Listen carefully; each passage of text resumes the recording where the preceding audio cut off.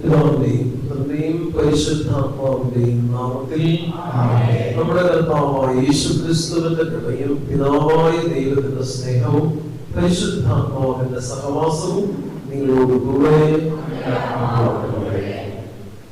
യേശുവിന്റെ കൃപയുള്ള വൈദികരെ, ബഹുമാനപ്പെട്ട തോമസ് ബ്രദർ, പ്രിയമുള്ള ശുശ്രൂഷകരായിട്ടുള്ളവരെ, ഇന്ന് ധ്യാനം കൂടുന്ന ബഹുമാനപ്പെട്ട സിസ്റ്റേഴ്സ്, വളരെയേറെ സന്തോഷത്തോടുകൂടിയാണ് ഈ ബലിയർപ്പിക്കാൻ വന്നിരിക്കുന്നത്. നിങ്ങൾ എല്ലാവരും തോമസ് ബ്രദറിന്റെ ധ്യാനം ഏറ്റവും ആവേശത്തോടുകൂടെ കൂടിക്കൊണ്ടിരിക്കുകയാണ്. ആവേശം എന്ന് ഞാൻ പറയുന്നത്, ബ്രദർ ഈ ദിവസങ്ങളൊക്കെ പറയുന്നത് ഞാൻ ചോദിക്കുകയായിരുന്നു, എന്ത് വിഷയമാണ് ബ്രദർ പറയാനായിട്ട് സംസാരിക്കുന്നത് ചോദിച്ചപ്പോൾ അഭിഷേകം. നമ്മൾ പ്രത്യേകിച്ച് നമ്മളിലെല്ലാവരിലും ദൈവത്തിന്റെ വലിയ അഭിഷേകം കൃപയുണ്ട്, നമുക്ക് എല്ലാവർക്കും ഉണ്ട്, നമുക്കറിയാം.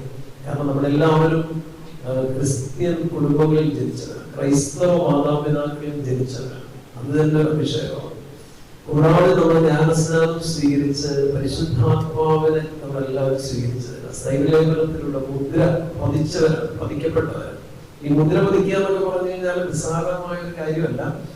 കാരണം നമ്മുടെ മേൽ കർത്താവിന്റെ പരിശുദ്ധാത്മാവിന്റെ മുദ്ര പതിച്ചിരിക്കുന്നു എന്ന് പറയുമ്പോൾ അതിനർത്ഥം തന്നെ നമ്മൾ പരിശുദ്ധാത്മാവിന് സ്വന്തമാണ്. We belong to the Holy Spirit എന്നാണ്. മുദ്ര എന്ന് പറഞ്ഞാൽ അതാണ് അർത്ഥമാക്കുക. നമ്മളൊരു സർട്ടിഫിക്കറ്റ്, ഏതെങ്കിലും സ്ഥാപനത്തിന്റെ സർട്ടിഫിക്കറ്റ് ഒക്കെ നമ്മുടെ കൈവശം ഉണ്ടെങ്കിൽ ആ സർട്ടിഫിക്കറ്റിന്റെ വാല്യൂ എന്ന് പറയുന്നത് ആ സ്ഥാപനത്തിന്റെ മുദ്രയാണ്. അതുപോലെയാണ് നമ്മൾ ഓരോരുത്തരും പരിശുദ്ധാത്മാവിന്റെ മുദ്രയുള്ളവരാണ്. അതുകൊണ്ട് തന്നെ നമ്മളെ ആർക്കും തൊടാൻ പറ്റില്ല, ഒരാൾക്ക് നമ്മളെ തൊടാൻ പറ്റില്ല. ഒരു അന്ധകാര ശക്തികൾക്കോ പൈശാചിക സ്വാധീനങ്ങൾക്കോ ഒന്നും നമ്മളെ സ്പർശിക്കാൻ പറ്റില്ല. നമ്മൾ അനുവദിക്കാതെ പറ്റും, നമ്മൾ അനുവദിക്കാതെ പറ്റില്ല. അപ്പൊ അതുകൊണ്ട് തന്നെ നമുക്ക് എല്ലാവർക്കും ഒരു പ്രത്യേക അഭിഷേകം ഉള്ളതാണ്. പിന്നെ എപ്പോഴും സംഭവിക്കുന്നത് എന്താണെന്ന് വെച്ച് കഴിഞ്ഞാൽ, ഈ അഭിഷേകം പരിശുദ്ധാത്മാവ് നിരന്തരം നമ്മളോട് ചേർന്ന് നിൽക്കുകയും നമ്മളെ നിരന്തരം പ്രചോദിപ്പിക്കുകയും ചെയ്യുന്നുണ്ടെങ്കിലും നമ്മൾ ബലഹീനരായ മനുഷ്യരാണ്. നമുക്ക് ഒത്തിരി കുറവുകൾ, പോരായ്മകളൊക്കെ ഉണ്ട്. നമുക്ക് എപ്പോഴും ഒരുപോലെ ഒരേ അരൂപിയിൽ നിലനിൽക്കാൻ സാധിച്ചെന്ന് വരില്ല. നമ്മൾ ബലഹീനതകളുണ്ട്. അങ്ങനെ വരുമ്പോഴാണ് നമുക്ക് ഈ നമ്മുടെ അഭിഷേകത്തിന്റെ മേൽ, കൃപയുടെ മേൽ ചിലപ്പോൾ ചാരം മൂടി കിടക്കുന്ന അവസ്ഥ വരാം.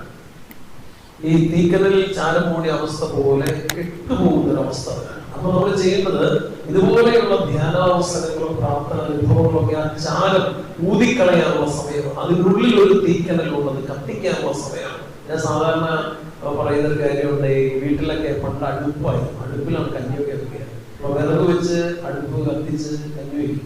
അപ്പൊ കുറെ കഴിയുമ്പോ നമ്മളൊക്കെ, ഞാനൊക്കെ സ്കൂളിൽ നിന്ന് വന്ന് ക്ലാസ്സിൽ നിന്ന് വന്ന് നോക്കുമ്പോൾ വീട്ടില് അമ്മ അടുപ്പിൽ കഞ്ഞി വെച്ചിട്ടുണ്ടാവും, അമ്മ പുറത്ത് ചിലപ്പോൾ തുണി അലക്കുക എന്നൊക്കെ ആയിരിക്കും. അപ്പൊ നമ്മൾ നോക്കുമ്പോൾ അടുപ്പ് കെട്ട് കിടക്കുക. അപ്പൊ നമ്മൾ വിചാരിക്കും കഞ്ഞി ഇപ്പോഴൊന്നും വേവില്ല. അപ്പോ അടുപ്പ് കെട്ട് കിടക്കാന്ന് ചിലപ്പോ അമ്മനെ വിളിക്കും, അമ്മ അത് അടുപ്പ് കെട്ടുപോയി എന്നൊക്കെ പറയും അല്ലേ. അപ്പൊ അമ്മ എന്താ ചെയ്യാൻ, അമ്മ തിരിച്ചു വന്നിട്ട് നോക്കുമ്പോ അടുപ്പില് അമ്മ എന്താ ചെയ്യാന്ന് വെച്ചാല് ആ ചാരം മകഞ്ഞങ്ങ് മാറ്റും. എന്നിട്ട് ആ വിറകിന്റെ കൊള്ളി പുറത്തേക്ക് എടുത്ത് 2 കൊട്ട് കൊട്ടിട്ട് വീണ്ടും അകത്തേക്ക് ഒരു ഒറ്റ ഊതിരിക്കണം. എന്ന് പറഞ്ഞാൽ മുകളിൽ ചാരം ഉണ്ടെങ്കിലും കനൽ അത് കെട്ടുപോകില്ല. ദൈവത്തിന്റെ ആത്മാവ് നമ്മളുള്ളിൽ വസിക്കുന്നതുകൊണ്ട് നമ്മൾ എത്ര പാപത്തിൽ ജീവിച്ചു പോയാലും, എത്ര വഴുതി നമ്മൾ വീണാലും നമ്മൾ നശിക്കാൻ ദൈവം അനുവദിക്കില്ല. അപ്പൊ അവിടെയാണ് നമ്മൾ വിനയത്തോടെ എളിമയോടെ ആ ചാരം ഊതിക്കളയാനുള്ള ഒരു മനസ്സ്. അതാണ് ഇങ്ങനെയുള്ള ഈ ധ്യാനാവസരങ്ങളും പ്രാർത്ഥന അനുഭവങ്ങളും ഒക്കെ നമുക്ക് ദൈവത്തിന്റെ സാഹചര്യമാണ്. കാരണം നമ്മളൊക്കെ ദൈവമാണ്. ഈ ദുർത്തപുത്രനുണ്ടായ ഒരു സുബോധമുണ്ട്. ആ സുബോധം എന്ന് പറഞ്ഞാൽ ഞാൻ തെറ്റ് ചെയ്തു പോയി എന്നുള്ള ബോധമോ അല്ലെങ്കിൽ എനിക്ക് മാനസാന്തരം വേണമെന്നുള്ള ബോധമല്ല. സുബോധം എന്ന് പറയുന്നത് എനിക്കൊരു പിതാവുണ്ടെന്നുള്ള ബോധം. എനിക്കൊരു പിതാവുണ്ട് എന്നുള്ള അവന് ഉണ്ടായ ബോധം. ഞാൻ എന്റെ പിതാവിന്റെ അടുത്ത് പിതാവിനോട് ഏറ്റു പറയും. ആ ബോധമാണ് വിശ്വാസബോധം എന്ന് പറയുന്നത്. അങ്ങനെയുള്ള സുബോധം നമുക്ക് ഉണ്ടാവാൻ ദൈവത്തോട് നമുക്ക് പ്രാർത്ഥിക്കാൻ, ബലിയർപ്പിച്ച് പ്രത്യേകമായിട്ട് പ്രാർത്ഥിക്കാൻ. നമ്മളെല്ലാവരും കർത്താവിന്റെ ശുശ്രൂഷയിൽ തീക്ഷ്ണതയുള്ളവരാണ്. കത്തിജ്വലിക്കുക. കെട്ടുപോയ അവസ്ഥകളിൽ നിന്നോ അല്ലെങ്കിൽ അണഞ്ഞുപോയ സാഹചര്യങ്ങളിൽനിന്നോ ചാരം മൂടിയ അവസ്ഥകളിൽ നിന്നൊക്കെ നമ്മൾ ഉണർത്തേണ്ടത് വീണ്ടും ആ തീക്കനൽ, അഭിഷേകം, കൃപയ്ക്ക് മേൽ കൃപ, ഗ്രേസ് അപ്പോൺ ഗ്രേസ്. അത് നമ്മുടെ കയ്യിൽ ഉണ്ടാവുന്നത് പ്രാർത്ഥിക്കാൻ പ്രിയമുള്ളവരെ. നമ്മുടെ എല്ലാവരുടെ നിയോഗങ്ങൾ സമർപ്പിക്കാം. വ്യക്തിപരമായ നിയോഗങ്ങൾ നമുക്ക് സമർപ്പിക്കാം. പരിശുദ്ധമായ വിലയിൽ ഏറ്റവും യോഗ്യതയോടെ അർപ്പിക്കുന്നതിന് നമ്മുടെ പോയ എല്ലാ വീഴ്ചകളും കുറവുകളും വെച്ചുകൊണ്ട് ഈ വിലയ്ക്കായി നമുക്ക് നമ്മെ തന്നെ ഒരുക്കാം.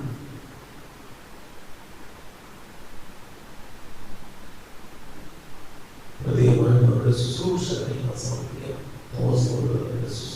ധാരാളം ശുശ്രൂഷകൾ ചെയ്യുന്നതെല്ലാം പരിശുദ്ധാത്മാവിന്റെ വിഷയത്തിൽ നന്നായി നടക്കുന്നതിന് വേണ്ടിയിട്ട് ഓരോരുത്തരുടെയും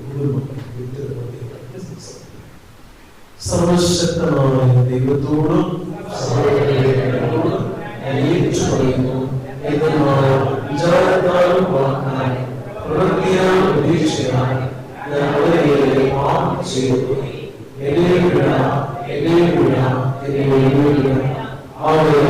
നിത്യമായ പരിശുദ്ധരോടും എല്ലാ ആരാധകന്മാരോടും വിശുദ്ധരോടും സഹോദരങ്ങളോടും ഞാൻ അന്വേഷിക്കുന്നു. എനിക്ക് വേണ്ടി നമ്മുടെ കർത്താവായ ദൈവത്തോട് പ്രാർത്ഥിക്കണമേ. സർവശക്തനായ ദൈവം കഴിഞ്ഞ പാപങ്ങൾ കൊടുത്ത് നമ്മെ നിത്യജീവിതത്തിലേക്ക് നയിക്കുമാറാകട്ടെ.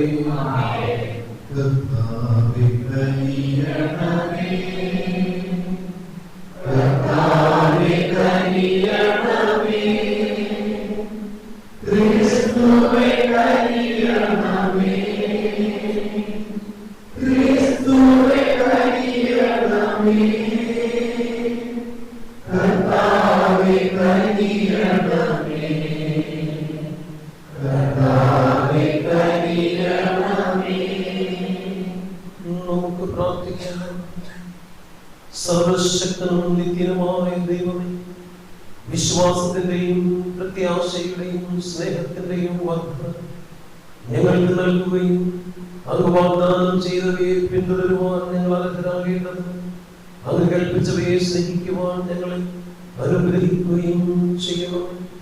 അവയോടുകൂടെ പരിശുദ്ധാത്മാവുമായി ലയിക്കുകയും എന്നതുമായി ജീവിക്കുകയും വാഴുകയും ചെയ്യുവാൻ ഞങ്ങളുടെ പ്രാർത്ഥന കേട്ടരുളേ.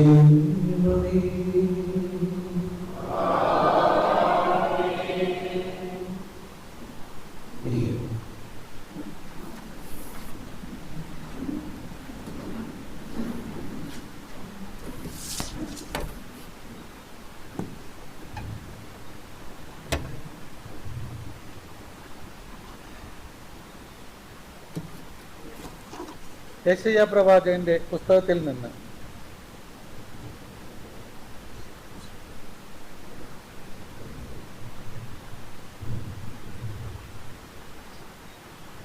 ആരോട് നിങ്ങൾ എന്നെ ഉപമിക്കും? ആരോട് എനിക്ക് സാദൃശ്യം എന്ന് പരിശുദ്ധനായവൻ ചോദിക്കുന്നു. നിങ്ങൾ കണ്ണുയർത്തി കാണുവിൻ. ആരാണ് ഇവയെല്ലാം സൃഷ്ടിച്ചത്? പേര് ചൊല്ലി വിളിച്ച് അവയുടെ ഗണത്തെ എണ്ണമനുസരിച്ച് പുറത്തു കൊണ്ടുവരുന്നവൻ തന്നെ. അവിടുത്തെ ശക്തിയുടെ മഹത്വവും പ്രാപവും മൂലം അവയിൽ ഒന്നുപോലും നഷ്ടപ്പെടുന്നില്ല. യാക്കോബേ, ഇസ്രായേലേ, എന്റെ വഴികൾ കർത്താവിൽ നിന്നും മറഞ്ഞിരിക്കുന്നു. എന്റെ അവകാശം ദൈവം കണക്കിലെടുക്കുന്നില്ല എന്ന് നീ പരാതി പറയുന്നത് എന്തുകൊണ്ടാണ്? നിങ്ങൾക്കറിഞ്ഞുകൂടെ? നിങ്ങൾ കേട്ടിട്ടില്ലേ? കർത്താവ് നിത്യനായ ദൈവവും ഭൂമി മുഴുവന്റെയും സൃഷ്ടാവുമാണ്. അവിടുന്ന് ക്ഷീണിക്കുകയോ തളരുകയോ ഇല്ല. അവിടുത്തെ മനസ്സ് അഗ്രാഹ്യമാണ്. തളർന്നവന് അവിടുന്ന് ബലം നൽകുന്നു. ദുർബലന് ശക്തി പകരുന്നു. തളരുകയും ക്ഷീണിക്കുകയും ചെയ്തേക്കാം. ചെറുപ്പക്കാർ ശക്തിയേറ്റ് വീഴാം. എന്നാൽ ദൈവത്തിൽ ആശ്രയിക്കുന്നവർ വീണ്ടും ശക്തി പ്രാപിക്കും. അവർ കഴുകന്മാരെ പോലെ ചിറകടിച്ചുയരും. അവർ ഓടിയാലും ക്ഷീണിക്കുകയില്ല, നടന്നാൽ തളരുകയുമില്ല. കർത്താവിന്റെ വചനം. എന്റെ ആത്മാവെ കർത്താവിനെ വാഴ്ത്തുക. എന്റെ ആത്മാവെ കർത്താവിനെ വാഴ്ത്തുക. എന്റെ അന്തരംഗമേ അവിടുത്തെ വിശുദ്ധ നാമത്തെ പുകഴ്ത്തുക. എന്റെ ആത്മാവെ കർത്താവിനെ വാഴ്ത്തുക. അവിടുന്ന് നൽകിയ അനുഗ്രഹമൊന്നും മറക്കരുത്. എന്റെ ആത്മാവെ കർത്താവിനെ വാഴ്ത്തുക. അവിടുന്ന് നിന്റെ അകൃത്യങ്ങൾ ക്ഷമിക്കുന്നു, നിന്റെ രോഗങ്ങൾ സുഖപ്പെടുത്തുന്നു. അവിടുന്ന് നിന്റെ ജീവനെ പാതാളത്തിൽ നിന്ന് രക്ഷിക്കുന്നു. അവിടുന്ന് സ്നേഹവും കരുണയും കൊണ്ട് നിന്നെ കിരീടമണിയിക്കുന്നു. എന്റെ ആത്മാവെ കർത്താവിനെ വാഴ്ത്തുക. കർത്താവ് ആർദ്രഹൃദയനും കാരുണ്യവാനുമാണ്. ക്ഷമാശീലനും സ്നേഹനിധിയുമാണ്. നമ്മുടെ പാപങ്ങൾക്കൊത്ത് അവിടുന്ന് നമ്മെ ശിക്ഷിക്കുന്നില്ല, നമ്മുടെ അകൃത്യങ്ങൾക്കൊത്ത് നമ്മോട് പകരം ചെയ്യുന്നില്ല. എന്റെ ആത്മാവെ കർത്താവിനെ വാഴ്ത്തുക. Hallelujah, hallelujah. തന്റെ ജനത്തെ രക്ഷിക്കാൻ ഇതാ കർത്താവ് വരുന്നു. അവിടുത്തെ എതിരേൽക്കാൻ ഒരുങ്ങിയവർ അനുഗ്രഹീതരാകുന്നു. ഹല്ലേലൂയ.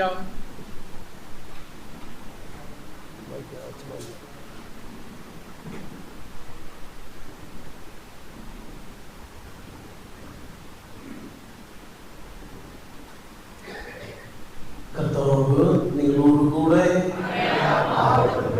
മത്തായിയുടെ സുവിശേഷത്തിലുള്ള വായന.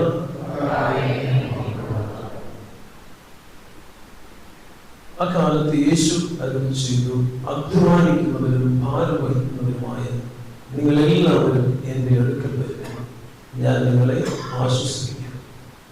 ഞാൻ ശാന്തശീലനും വിനീത ഹൃദയനുമാകയാൽ എന്റെ മുഖം വഹിക്കുകയും എന്നിൽ നിന്ന് പഠിക്കുകയും ചെയ്യുക. അപ്പോൾ നിങ്ങൾക്ക് ആശ്വാസം ലഭിക്കും.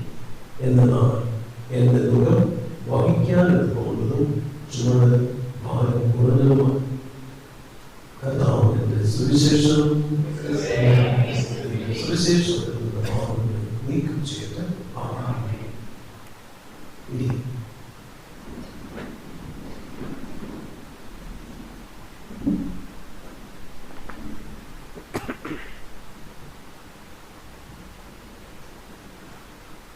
എല്ലാവരും അടുത്ത് കാണാൻ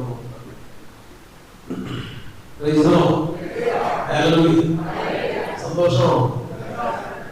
ഞാനിങ്ങോട്ട് വരുന്നതിന് മുമ്പ് തന്നെ എനിക്ക് എന്ത് പറയണം എന്നതിനെ കുറിച്ചൊരു മെസ്സേജ് ഇവിടെ നിന്ന് വന്നു. എന്നെ വിളിച്ചിട്ട് ഇങ്ങനെ പറഞ്ഞു, നമ്മുടെ വർഗീസ് പോൾ അല്ലേ, ആരാണ് വർഗീസ്? നമ്മുടെ തോമസ് പോളിന്റെ ബ്രദർ, അനിയനാണോ അല്ലേ? അനിയനാ ചേട്ടാ? അനിയനാ. ഓക്കെ, ആ പുറകിൽ ഏശയ്യ 59:21 കുറിച്ച് പറയാമോ കേട്ടോ? അത് ആരെങ്കിലും ബൈബിള് ഉണ്ടല്ലോ, ആരെങ്കിലും ഒരാളൊന്ന് ഉറക്കി വായിച്ചേ. ഞാൻ നിന്റെ മേൽ വച്ചിരിക്കുന്ന എന്റെ ആത്മാവും നിന്റെ അകലത്തിൽ ഞാൻ നിഷേധിച്ചിരിക്കുന്ന എന്റെ വചനവും ഇനി നിന്റെയോ നിന്റെ മക്കളുടെയോ അവരുടെ മക്കളിൽ നിന്നും അകന്നു പോകുകയില്ല എന്ന് സൈന്യങ്ങളുടെ കർത്താവിന്റെ അരുളപ്പാട്.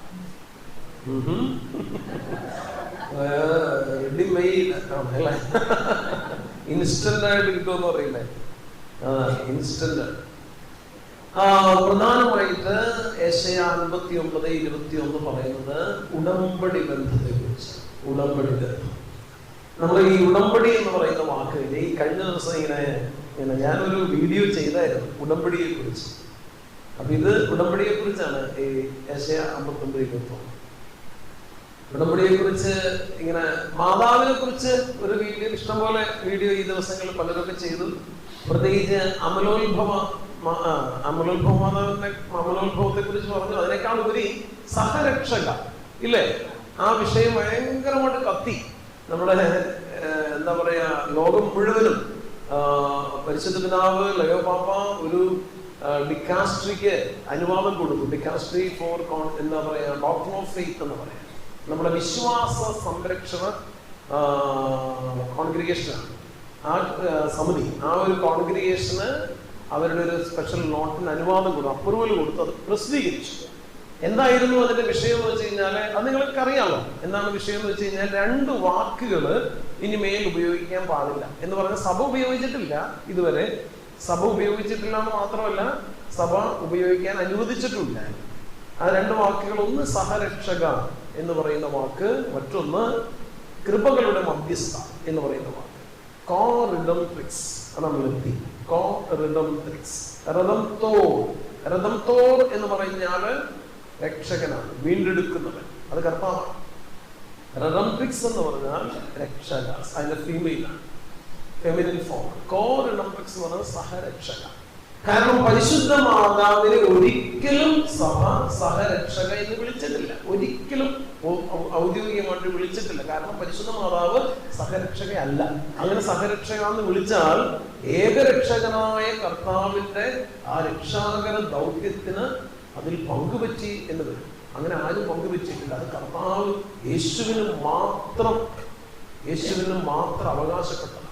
കാരണം ഈ ദൈവത്തിന്റെ പദ്ധതിയാണ് അങ്ങനെ ഏകരക്ഷകൻ ഈ ഭൂമിയിൽ അവതരിക്കണം എന്നുള്ളത്. ദൈവത്തിന്റെ പദ്ധതിയാണ്. അങ്ങനെ ദൈവത്തിന്റെ പദ്ധതി തന്റെ പുത്രൻ ഈ ഭൂമിയിൽ മനുഷ്യനായി അവതരിച്ച് സഹിച്ച് മരിച്ച് ഉദ്ധാനം ചെയ്തു.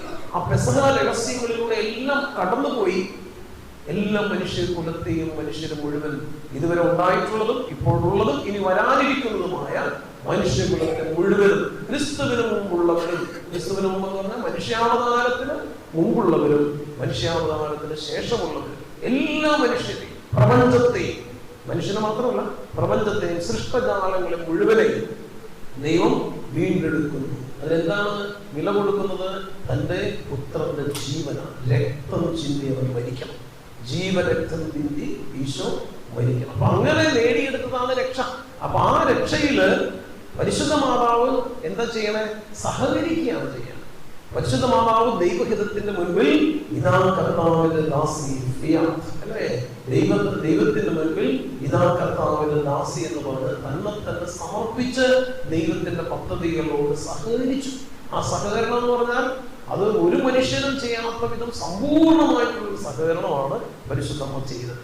അതിനുവേണ്ടി മറിയത്തെ ദൈവം നേരത്തെ ഒരുക്കിയതാണ്. അങ്ങനെ സഹകരിക്കാൻ തക്ക വിധം മാതാവിനെ ദൈവം തന്നെ ഒരുക്കിയിട്ടുണ്ട്. അതാണ് മാതാവിന്റെ ജനനം. നമ്മൾ അമലോത്ഭവം എന്ന് പറഞ്ഞാൽ മാതാവ് ഉത്ഭവ പാപമില്ലാതെ ജനിച്ചു എന്നാണ്. ഇല്ലേ? നമ്മുടെ ഉത്ഭവ പാപം ഇല്ലാണ്ടാണ് എപ്പോഴാണ്? ജ്ഞാനസ്നാനം സ്വീകരിക്കുമ്പോഴാണ്. അല്ലേ? ജ്ഞാനസ്നാനം ഉണ്ടായത് എപ്പോഴാണ്? ഈശോ സ്ഥാപിച്ചപ്പോഴാണ്. അല്ലേ? ഈശോ ജ്ഞാനസ്നാനം സ്ഥാപിച്ചപ്പോഴാണ് ജ്ഞാനസ്നാനം ഉണ്ടാവണം. എന്ന് പറഞ്ഞാൽ നമ്മുടെ കർത്താവ് മിശിഹായുടെ സഹനവും മരണവും ഉദ്ധാനവും വഴി ഉണ്ടായ യോഗ്യതകളെ പ്രതിയാണ് നമുക്ക് ഉത്ഭവഭാവം ഇല്ലാതാവുന്നത്. ഈശോയുടെ സഹനത്തിന്റെ, മരണത്തിന്റെ, ഉദ്ധാനത്തിന്റെ യോഗ്യതകളെ പ്രതിയാണ് നമുക്ക് എന്തില്ലാതാണ് ഉത്ഭവ പാപം ഇല്ലാതാവുന്നത്. അപ്പൊ മറിയം ഈശോയ്ക്ക് മുമ്പേ ജനിച്ചവളല്ലേ? ഈശോ ജനിക്കുന്നതിന് വളരെ മുമ്പേ ജനിച്ചവളാണ് മാതാവ്. അപ്പോ യേശുവിന്റെ സഹനവും മരണം വഴിയാണ് ഉത്ഭവഭാവം ഉണ്ടാവുന്നതെങ്കിൽ മറിയത്തിന്റെ ഉത്ഭവഭാവം എങ്ങനെ ഇല്ലാണ്ടാവും? ചിന്തിച്ചിട്ടുണ്ടെങ്കിൽ പരിശുദ്ധമ്മയ്ക്ക് എങ്ങനെ ഉത്ഭവഭാവം ഇല്ലാതാവും? കാരണം യേശുവിന്റെ സഹനവും മരണവും വഴിയാണ് ഉത്ഭവഭാവം ഇല്ലാതാവുന്നത്. അതാണ് സഭ പഠിപ്പിക്കുന്നത്. അതായത് നമ്മുടെ കർത്താവ് മിശിഹായുടെ പെസഹ രഹസ്യങ്ങളുടെ പീഡാസഹനവും കുരിശുമരണവും ഉദ്ധാനവും വഴിയുള്ള പെസഹ രഹസ്യങ്ങളുടെ യോഗ്യതകൾ മുൻകൂട്ടി നൽകിക്കൊണ്ട്, പ്രൈസ് ദി ലോർഡ്, ഹല്ലേലൂയ, അത് ദൈവം മുൻകൂട്ടി നൽകിക്കൊണ്ട് തന്റെ പുത്രന് ജന്മം കൊടുക്കാനുള്ള ഒരുവളെ ദൈവം ഒരുക്കി വെച്ചു. കാരണം എന്താ? ഉത്ഭവപാപമുള്ള മനുഷ്യൻ പിശാചിന് അധീനപ്പെട്ടിരിക്കും. കാരണം ഉത്ഭവപാപമുള്ള മനുഷ്യൻ, പാപി എപ്പോഴും പിശാചിന് അധീനതയിലാണ്. അല്ലെ? ഉത്ഭവപാപമുള്ള വ്യക്തി പൈശാചിക ശക്തികൾക്ക് അധീനപ്പെട്ടിരിക്കുന്നു. അതുകൊണ്ട് പൈശാചിക ശക്തികൾക്ക് അധീനപ്പെട്ട ഒരാളിൽ നിന്ന് തന്റെ പുത്രൻ ജന്മം എടുക്കാൻ ദൈവം അനുവദിച്ചില്ല. കാരണം ദൈവമാണ്, പരിശുദ്ധനാണ്. പരിശുദ്ധനായ ദൈവത്തിന് തിന്മയുടെ മേൽ അധികാരമാണ്, മേൽക്കോയ്മയാണ്. അല്ലേ? അതാണ്. അപ്പൊ അത് ദൈവം മുൻകൂട്ടി. അപ്പൊ എന്ന് ആലോചിച്ച് നോക്കിയേ, എന്ത് നല്ല ദൈവിക പദ്ധതി, രക്ഷാകര പദ്ധതി, എത്ര സുന്ദരമാണ്. തന്നെയല്ല, ഉൽപ്പത്തി പുസ്തകം 3:15 വളരെ വ്യക്തമായിട്ട് പറയുന്നുണ്ടല്ലോ, നീയും സ്ത്രീയും തമ്മിലും നിന്റെ സന്തതിയും അവളുടെ സന്തതിയും തമ്മിൽ ഞാൻ ശത്രുത ഉളവാക്കും, അവൻ നിന്റെ തല തകർക്കും, നീ അവന്റെ കുതികാലിൽ പരിക്കേൽപ്പിക്കും. അല്ലെ? അപ്പൊ രക്ഷകനെ കുറിച്ചാണ് പറയണം. പിശാചിന്റെ തല തകർക്കുന്ന ഒരു രക്ഷകൻ. പക്ഷെ ആ രക്ഷകനെ കുറിച്ച് പറയുന്നതിന് മുമ്പ് ഒരാളെ കുറിച്ച് പറയും. ആരെ കുറിച്ചാ? ആ രക്ഷകന് ജന്മം കൊടുക്കുന്ന സ്ത്രീയെ കുറിച്ച്. കണ്ടോ? രക്ഷകന് ജന്മം കൊടുക്കുന്ന സ്ത്രീയെ കുറിച്ച് ആദ്യം പറയും, എന്നിട്ടാ രക്ഷകനെ കുറിച്ച് പറയണം. അപ്പൊ ഈ രക്ഷകന് ജന്മം കൊടുക്കുന്ന രക്ഷകന്റെ അമ്മ അത് വളരെ പ്രധാനപ്പെട്ട വ്യക്തിയാണ് ദൈവത്തിന്റെ പദ്ധതിയില്. അപ്പൊ ഈ ചില ആൾക്കാർ, ഈ പെന്തക്കോസ്തക്കാരും മറ്റുമൊക്കെ ഇങ്ങനെ മാതാവിന് സ്ഥാനമില്ല എന്നൊക്കെ പറയില്ല. മാതാവിന്റെ സ്ഥാനം വളരെ ശ്രേഷ്ഠമാണ് സഭയിൽ. നീയും സ്ത്രീയും തമ്മിലും നിന്റെ സന്തതിയും അവളുടെ സന്തതിയും തമ്മിലും. സ്ത്രീയെ കുറിച്ചാണ് ദൈവം ആദ്യം പറഞ്ഞത്. അപ്പൊ പരിശുദ്ധ അമ്മയുടെ സ്ഥാനം എന്ന് പറഞ്ഞാൽ പിശാചിന്റെ തല തകർത്ത പുത്രന് ജന്മം കൊടുത്ത രക്ഷകന്റെ അമ്മയാണ് പരിശുദ്ധ മറിയം. ആണോ? ആ പ്രാർത്ഥന വളരെ ശക്തമാണോ? പിശാചിന്റെ തല തകർത്ത പുത്രന് ജന്മം കൊടുത്ത രക്ഷകന്റെ അമ്മയായ പരിശുദ്ധ മാതാവേ, പരിശുദ്ധ മറിയമേ, എനിക്ക് വേണ്ടി പ്രാർത്ഥിക്കണമേ. വളരെ ശക്തമായ പ്രാർത്ഥനയാണ്, ഭയങ്കര വിശേഷമാണ്. അപ്പൊ അങ്ങനെ അതുകൊണ്ടാണ് സഭയില് പരിശുദ്ധ അമ്മ തന്നെ പ്രത്യക്ഷപ്പെട്ട് പറഞ്ഞു, ഞാൻ അമലോത്ഭവയാണ്. ദൈവത്തിന്റെ വലിയ കാര്യമാണ്, വലിയ സ്നേഹമാണ്, കരുതലാണ്, ദൈവിക പദ്ധതിയുടെ ഒരു ആവിഷ്കാരമാണ്. ദൈവത്തിന്റെ പദ്ധതി എത്രയോ കരുണ നിറഞ്ഞതാണ് എന്ന് നമുക്കവിടെ മനസ്സിലാവും. അതുപോലെ നമ്മള് ഡോഗ്മാസ് ഉണ്ട്, അമലോത്ഭവത്വം പോലെ തന്നെയാണ് മറ്റു വിശ്വാസ സത്യങ്ങൾ. പരിശുദ്ധ അമ്മയെ കുറിച്ച് അവൾ ദൈവത്തിന്റെ അമ്മയാണ്, അല്ലേ? ചിലർ ചോദിക്കും, ദൈവത്തിന്റെ അമ്മ എന്ന് പറഞ്ഞാൽ, ദൈവത്തിന്റെ അമ്മ എന്ന് പറഞ്ഞാൽ പിതാവിന്റെ അമ്മയെന്നാണ് അർത്ഥം? പിതാവായ ദൈവത്തിന്റെ അമ്മയാണോ? അല്ല, പുത്രനായ ദൈവത്തിന്റെ അമ്മയാണ് കേട്ടോ. പുത്രനായ ദൈവത്തിന്റെ അമ്മയാണ്. അതായത് ഈശോ ഒരേ സമയം പൂർണ്ണ ദൈവവും പൂർണ്ണ മനുഷ്യനുമാണ്. ഹൈപ്പോസ്റ്റാറ്റിക് യൂണിയൻ, സമഞ്ജസമായി സമ്മേളിച്ചിരിക്കുന്നു എന്നാണ് അതിന്റെ മലയാളം. അതായത് യേശുവിന്റെ ദൈവ സ്വഭാവവും മനുഷ്യ സ്വഭാവവും, രണ്ട് സ്വഭാവങ്ങളാണ് ഈശോയ്ക്ക്. ഒരു വ്യക്തിയാണ്, ഒരു മനുഷ്യനാണ്, പക്ഷെ രണ്ട് സ്വഭാവമുണ്ട്. രണ്ട് സ്വഭാവം ഏതൊക്കെ? ദൈവ സ്വഭാവമുണ്ട്, മനുഷ്യ സ്വഭാവമുണ്ട്. അത് പൂർണ്ണമായിട്ടുണ്ട്, കുറച്ച് പകുതിയല്ല. പൂർണ്ണമായും ദൈവ സ്വഭാവവും പൂർണ്ണമായും മനുഷ്യ സ്വഭാവവും. അതിനർത്ഥം സ്വഭാവം എന്ന് പറഞ്ഞാൽ പൂർണ്ണമായും ദൈവമാണ്, പൂർണ്ണമായും മനുഷ്യനാണ്. അപ്പോ മറിയത്തിന്റെ ഉദരത്തിൽ ജന്മമെടുത്ത ഈശോ ഒരേ സമയം ദൈവമാണ്, അതേസമയം മനുഷ്യനുമാണ്. അതുകൊണ്ടാണ് മറിയം ദൈവമായ ഈശോയുടെ അമ്മയാണ്, മനുഷ്യനായ ഈശോയുടെ അമ്മയാണ്. അത് ദൈവമാതാവ്. ഇത് മുൻകൂട്ടി മനസ്സിലാക്കിയ ഒരാളുണ്ട്. ആരാണെന്നറിയോ? മുൻകൂട്ടി ഇത് മനസ്സിലാക്കിയ ഒരാളുണ്ട്. അത് എലിസബത്താണ്. എലിസബത്തിന് പരിശുദ്ധാത്മാവ് വലിയൊരു ഇൻസ്പിറേഷൻ കൊടുത്തു. എലിസബത്ത് മറിയത്തിന്റെ മുമ്പിലേക്ക് മറിയത്തെ കണ്ടപ്പോ തന്നെ എലിസബത്ത് പ്രവചനം, വലിയൊരു പ്രവചനമാണ്. എന്നാണ് എന്റെ കർത്താവിന്റെ അമ്മ എന്റെ അടുത്ത് വരാനുള്ള ഭാഗ്യം. ആ വിളി കേട്ടോ എലിസബത്തിന് ആര് പറഞ്ഞു കൊടുത്തു? ഈ വന്നിരിക്കുന്ന കർത്താവിന്റെ അമ്മയാണെന്ന്. അവൾ അമ്മയാണെന്ന് പോലും എലിസബത്തിന് പറഞ്ഞുകൂടല്ലോ, ഇല്ലേ? മറിയം ഗർഭിണിയായിരിക്കുന്നു എന്നുള്ള ആർക്കെങ്കിലും അറിയും? ഒരാൾക്കും അറിയില്ല മറിയത്തിനല്ലാതെ. അപ്പോ മറിയം ചെന്നപാടെ എലിസബത്ത് ചാടി വീണ് പറയാണ്, നിന്റെ അഭിവാദനത്തിന്റെ സ്വരം കേട്ടപാടെ എന്റെ ഉദരത്തിൽ ശിശു കുതിച്ചു ചാടി എന്നൊക്കെ പറഞ്ഞിട്ട് പറയാണ്, എന്റെ കർത്താവിന്റെ അമ്മ എന്റെ അടുത്ത് വരാനുള്ള ഭാഗ്യം എനിക്ക് എവിടെ നിന്ന്, അല്ലേ?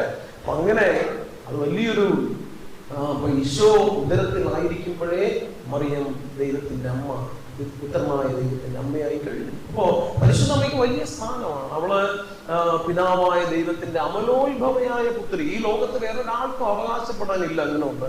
പുത്രനായ ദൈവത്തിന്റെ അമ്മ, പരിശുദ്ധാത്മാവായ ദൈവത്തിന്റെ മണവാട്ടി. ആ നിലയിലൊക്കെ പരിശുദ്ധ തൃത്വത്തോട്, പിതാവും പുത്രനും പരിശുദ്ധാത്മാവുമായ ത്രിയേക ദൈവത്തോട് ഏറ്റവും അടുത്ത് നിൽക്കുന്ന വ്യക്തി പരിശുദ്ധ മറിയമാണ്. അതുകൊണ്ടാണ് സഭ ഹൈപ്പർ ദൂലിയ, അതിവണക്കം എന്ന് പറഞ്ഞ പരിശുദ്ധ അമ്മയ്ക്ക് സ്ഥാനം. മാതാവിനെ വണങ്ങുന്നത് വിശുദ്ധരെ വണങ്ങുന്നത് പോലെയല്ല, മാലാഖമാരെ വണങ്ങുന്നത് പോലെയല്ല, അതിനേക്കാൾ ഉന്നതമായ വണക്കമാണ് പരിശുദ്ധ അമ്മയ്ക്ക്. അതുകൊണ്ടാണ് ഹൈപ്പർ ദൂലിയ എന്ന് പറയുന്നത്. വിശുദ്ധർക്കൊക്കെ ദൂലിയ, ദൈവത്തിന് ആരാധന, ദൈവത്തിന് മാത്രമാണ് ആരാധന. പക്ഷേ പരിശുദ്ധ മറിയത്തിന് പ്രത്യേകമായ അതിവണക്കം, എല്ലാവരെക്കാളും ഉന്നതമായ വണക്കം നൽകണം എന്നാണ്. എന്റെ വിഷയം അല്ലായിരുന്നു. എന്റെ വിഷയം ബ്രദർ പറഞ്ഞ പോലെ ഉടമ്പടിയാണ്. ഉടമ്പടിയിൽ നിന്നാണ് നമ്മൾ അങ്ങോട്ട് ചാടിയത്. അപ്പൊ ഈ ഉടമ്പടിയെ കുറിച്ചും കൂടി എനിക്ക് സമയമുണ്ടോ? ഉണ്ടല്ലോ, കുറച്ചുകൂടി സമയമുണ്ടോ? കുറച്ച് ഉടമ്പടിയെ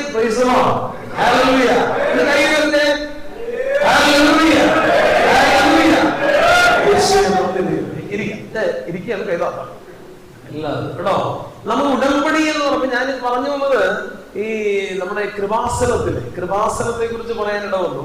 അപ്പോ കൃപാസനത്തില് ഒരു അച്ഛന്റെ ഒരു പുസ്തകമുണ്ട്, ഉടമ്പടിയെ കുറിച്ച് എഴുതാൻ പറഞ്ഞിട്ടുള്ള ഒരു പുസ്തകമുണ്ട്. ആ പുസ്തകം ശരിക്കും പറഞ്ഞാല് പിതാക്കന്മാർ ആവശ്യപ്പെട്ടതാണ് അച്ഛനോട്, ജോസഫ് അച്ഛനോട് അങ്ങനെ കൃപാസനത്തെ കുറിച്ച് എഴുതണം, അച്ഛൻ ഉടമ്പടിയെ കുറിച്ച് എന്തുകൊണ്ട് ആ വാക്ക് ഉപയോഗിക്കുന്നു എന്നൊക്കെ പറഞ്ഞിട്ട് അതിന്റെ വിശദീകരണം എഴുതണം. ഞാനാണ് ആ പുസ്തകം റിലീസ് ചെയ്തത്, പ്രകാശനകർമ്മ നിർവഹിച്ചത് ഞാനാണ്. അപ്പൊ ആ സമയത്ത് അച്ഛനോട് ഞാൻ ഈ വാക്കിനെ കുറിച്ചൊന്ന് സംസാരിച്ചായിരുന്നു. ഞാൻ അച്ഛനോട് പറഞ്ഞു, അച്ഛൻ കൃപാസനം എന്നുള്ള വാക്ക് കുഴപ്പമില്ല, പക്ഷെ ഉടമ്പടി എന്നുള്ള വാക്ക് സൂക്ഷിച്ചാണ് നമ്മൾ ഉപയോഗിക്കേണ്ടത്. കാരണം പ്രത്യേകിച്ച് മാതാവിന്റെ മരിയൻ ഉടമ്പടി, ഞാൻ അച്ഛനോട് പറഞ്ഞു അങ്ങനെ ഒരു ഉടമ്പടി നമുക്ക് സാധ്യമല്ല. ശരിക്കും ഉടമ്പടി, മാതാവുമായിട്ടൊരു ഉടമ്പടി നമുക്ക് സാധ്യമല്ല. അന്ന് ഞാൻ ആദ്യം പറഞ്ഞു അച്ഛനോട്. പക്ഷേ കൃപാസനത്തിൽ നടക്കുന്നതിൽ തെറ്റൊന്നുമില്ലല്ലോ. കൃപാസനത്തിൽ വളരെ കൃത്യമായ രീതിയിലാണ് നടക്കണേ. അത് മാതാവിനോടുള്ള ഉടമ്പടി അല്ല സത്യത്തിൽ. അത് അച്ഛനും അങ്ങനെ തന്നെ സംബന്ധിച്ചു. അച്ഛൻ അതിന്റെ കാര്യങ്ങൾ അറിയാം. മാതാവിനോടുള്ള ഉടമ്പടിയല്ല, ഈശോയോടുള്ള ഉടമ്പടിയാണ്. മാതാവിനോടും നമുക്ക് ഉടമ്പടി സാധ്യമല്ല, ഒരാളോട് ഉടമ്പടി സാധ്യമല്ല, ദൈവത്തോടല്ല. അപ്പൊ ദൈവത്തോട്, ഈശോയുമായിട്ടുള്ള നമ്മുടെ ഉടമ്പടിയാണ് മാതാവിന്റെ മധ്യസ്ഥതയിലാണ് എന്ന് മാത്രം. അതിനെക്കുറിച്ച് ഞാനത് പറയാം നിങ്ങളോട്. അതായത് ബൈബിളിൽ ഉടമ്പടി എന്ന് പറഞ്ഞാൽ പ്രധാനമായിട്ടുള്ള 4 ഉടമ്പടികളാണുള്ളത്. ഇപ്പൊ ആദാമുമായിട്ട് ഉടമ്പടി, അങ്ങനെ ഒരു ഉടമ്പടി ഇല്ല. പലരും പറയാറുണ്ട് ആദാമുമായിട്ട് ഉടമ്പടി. ദൈവം ആദാമുമായിട്ട് ഉടമ്പടി ഉണ്ടാക്കിയിട്ടില്ല. അതായത് ആദാമിനോട് നീ ഇത് കഴിക്കരുത് എന്ന് പറഞ്ഞാൽ അത് ഉടമ്പടി അല്ല, അതൊരു കൽപ്പന മാത്രമാണ്. അതുപോലെ തന്നെ അവിടെ ആ ഉടമ്പടി എന്നുള്ള വാക്ക് ഉപയോഗിച്ചിട്ടില്ല. ബെറിത്ത് എന്ന് പറയുന്ന ഒരു ഹീബ്രു പദമാണ് ഉടമ്പടിക്ക്. അത് ആദാമുമായിട്ടുള്ള സംസാരത്തിൽ അതില്ല. ദൈവമായിട്ടുള്ള ഇടപെടലിൽ അങ്ങനെ ഒരു സംഗതിയില്ല. അപ്പൊ പലരും ആദാമിക് കവനന്റ് എന്നൊക്കെ പറയും, അങ്ങനൊന്നുമില്ല. അല്ലെങ്കിൽ ഏതോ എന്താ പറയാ, ഇതാണ് പറയാ, അതിന് പറയാം ഏതൻ തോട്ടം, ഏതനിക് കവനന്റ് ഓർ ആദാമിക് കവനന്റ് എന്ന് ചിലർ ഉപയോഗിക്കാറുണ്ട്. അതുകൊണ്ട് കവനന്റ് ഇല്ല, അങ്ങനെ ഒരു ഉടമ്പടി ഇല്ല. ആദ്യമായിട്ട് നമുക്കുള്ളൊരു കവനന്റ് ഉടമ്പടി എന്ന് പറയുന്നത് ഏതാ? നോഹയുമായിട്ടുള്ള ഉടമ്പടിയാണ്. അതാണ് ആദ്യത്തെ ഉടമ്പടി. അവിടെ കറക്റ്റായിട്ട് ഉടമ്പടി എന്നുള്ള വാക്ക് ദൈവം ഉപയോഗിക്കുന്നുണ്ട്. എന്താണ് ഈ ഉടമ്പടിയുടെ പ്രത്യേകത? ഇത് ദൈവവും മനുഷ്യനും തമ്മിലുള്ള ബന്ധമാണ്. ദൈവവും മനുഷ്യനും തമ്മിലുള്ള ബന്ധം. എന്താണ് ഉടമ്പടിയുടെ വാക്യം? ഞാൻ നിങ്ങളുടെ ദൈവം, നിങ്ങൾ എന്റെ ജനം. അതാണ് ഉടമ്പടി വാക്യം. കവനന്റൽ ടേംസ് എന്ന് പറയാം. കവനന്റൽ, ഞാൻ നിങ്ങളുടെ ദൈവം, നിങ്ങൾ എന്റെ ജനം. അത് ബന്ധമാണ്, ആഴമായ ബന്ധമാണ്. അതുകൊണ്ട് ഉടമ്പടി ഉണ്ടാക്കി കഴിഞ്ഞാൽ ആ ഉടമ്പടി സ്ഥാപിക്കപ്പെടുന്നത് രക്തത്താലാണ്. രക്തത്താൽ മുദ്ര വെച്ചാൽ ഉടമ്പടി സ്ഥാപിക്കണം. അതുകൊണ്ടാണ് ഉടമ്പടി സ്ഥാപിക്കപ്പെട്ട് കഴിഞ്ഞാൽ ഉടനെ തന്നെ ഒരു ബലി നടക്കും. ഒരു മൃഗത്തെ കൊല്ലും. ആ മൃഗത്തെ കൊന്നിട്ട് ആ മൃഗത്തിന്റെ രക്തം തളിക്കും. ഈ ഉടമ്പടി ചെയ്യുന്ന ആളുകളുടെ മേൽ തളിക്കും. അങ്ങനെയാണ് ഉടമ്പടി ചെയ്യുക. കാരണം ഉടമ്പടി ലംഘിച്ചാൽ ജീവൻ നഷ്ടപ്പെടുന്ന രീതിയിലാണ്, മരണത്തിന് തുല്യമാണ്. ഉടമ്പടി ലംഘിക്കാൻ പാടില്ല, ജീവൻ വെച്ചിട്ടുള്ള ബന്ധമാണ്. അപ്പൊ അവിടെ ഈ ദൈവവുമായിട്ടുള്ള നമ്മുടെ ഉടമ്പടിയുടെ ഒരു പ്രത്യേകത എന്ന് പറഞ്ഞാൽ 2 പാർട്ടിയാണ് ഒരു ഉടമ്പടിയിൽ വേണ്ടത്. ദൈവമായിട്ടുള്ള ഉടമ്പടിയിൽ ഒരാൾ ദൈവമാണെന്നുള്ളതാണ് അതിന് പ്രത്യേകത. 2 മനുഷ്യർ തമ്മിലുള്ള ഉടമ്പടിയല്ല, മനുഷ്യർ തമ്മിൽ കരാറാണ്. സാധാരണ ഉടമ്പടി എന്ന് പറയാറില്ല, കരാർ, കോൺട്രാക്റ്റുകളാണ്. അപ്പൊ നമുക്ക് ദൈവത്തോടാണ് ഉടമ്പടി ഉണ്ടാവുന്നത്. അപ്പോ നോഹയുമായിട്ട് ദൈവം ഒരു ഉടമ്പടി ഉണ്ടാക്കുന്നു. നോഹയുമായിട്ടുള്ള ഉടമ്പടി അത് നമ്മളെപ്പോഴും ഓർക്കണം. ഈ ദൈവത്തിന്റെ രഹസ്യങ്ങളെ, ദൈവിക രഹസ്യങ്ങളെ നമുക്ക് മനസ്സിലാക്കണമെങ്കിൽ നമുക്ക് എന്ത് വേണം? ജ്ഞാനം വേണമെന്ന് പറയുന്നു. ദൈവത്തിന്റെ രഹസ്യങ്ങളെ നമുക്ക് മനസ്സിലാക്കണമെങ്കിൽ ദൈവം നമുക്കത് വെളിപ്പെടുത്തി തരണം, അല്ലാണ്ട് ഒരു രക്ഷയില്ല. ദൈവം നമുക്ക് വെളിപ്പെടുത്തി തരാതെ ദൈവരഹസ്യങ്ങൾ മനസ്സിലാക്കാൻ നമുക്കാവില്ല. അത് ദൈവരഹസ്യമാണ്, ദൈവത്തിന്റെ മാത്രമാണ്. അപ്പൊ അത് ദൈവം ഒറ്റയടിക്ക് എല്ലാം കൂടെ വെളിപ്പെടുത്തി തന്നോ? ഇല്ല. ദൈവം കാലാകാലങ്ങളിൽ സ്റ്റെപ്പ് ബൈ സ്റ്റെപ്പ് കുറേശ്ശെയാണ് ദൈവം തന്റെ രഹസ്യങ്ങളെ വെളിപ്പെടുത്തി തന്നിട്ടുള്ളത്. അത് ആദ്യകാലത്ത് വ്യക്തികൾക്കാണ്, ഇല്ലേ? ആദ്യകാലത്ത് അതിനെ പറഞ്ഞ പേഴ്സണൽ റെവലേഷൻ ആണ്. പേഴ്സണൽ ആയിട്ടുള്ള റെവലേഷൻ ടു ദി ഇൻഡിവിജ്വൽസ്. ചില വ്യക്തികൾക്കുള്ള ദൈവം വെളിപ്പെടുത്തുക. അങ്ങനെ അതിലൊരാളാണ് നോഹ. നോഹയ്ക്ക് ദൈവം തന്നെ വെളിപ്പെടുത്തി കൊടുക്കുന്നു. പിന്നെ അടുത്ത പ്രധാനപ്പെട്ട ആള് എബ്രഹാം. അപ്പൊ 2ാമത്തെ ഉടമ്പടി എന്ന് പറയുന്ന എബ്രഹാത്തോടുള്ള ഉടമ്പടിയാണ്. ആദ്യത്തെ ഉടമ്പടി നമ്മൾ കൊണ്ട് നോഹയുമായിട്ടുള്ള ഉടമ്പടി ഉൽപ്പത്തി പുസ്തകം 9ാമത്തെ അധ്യായത്തിലാണ്. 2ാമത്തെ ഉടമ്പടി ഉൽപ്പത്തി പുസ്തകം 15ാമത്തെ അധ്യായത്തിലാണ്. അബ്രഹാമുമായിട്ടുള്ള ഉടമ്പടി. എബ്രഹാത്തോടുള്ള ഉടമ്പടി അനുസരിച്ച് എങ്ങനെയാ?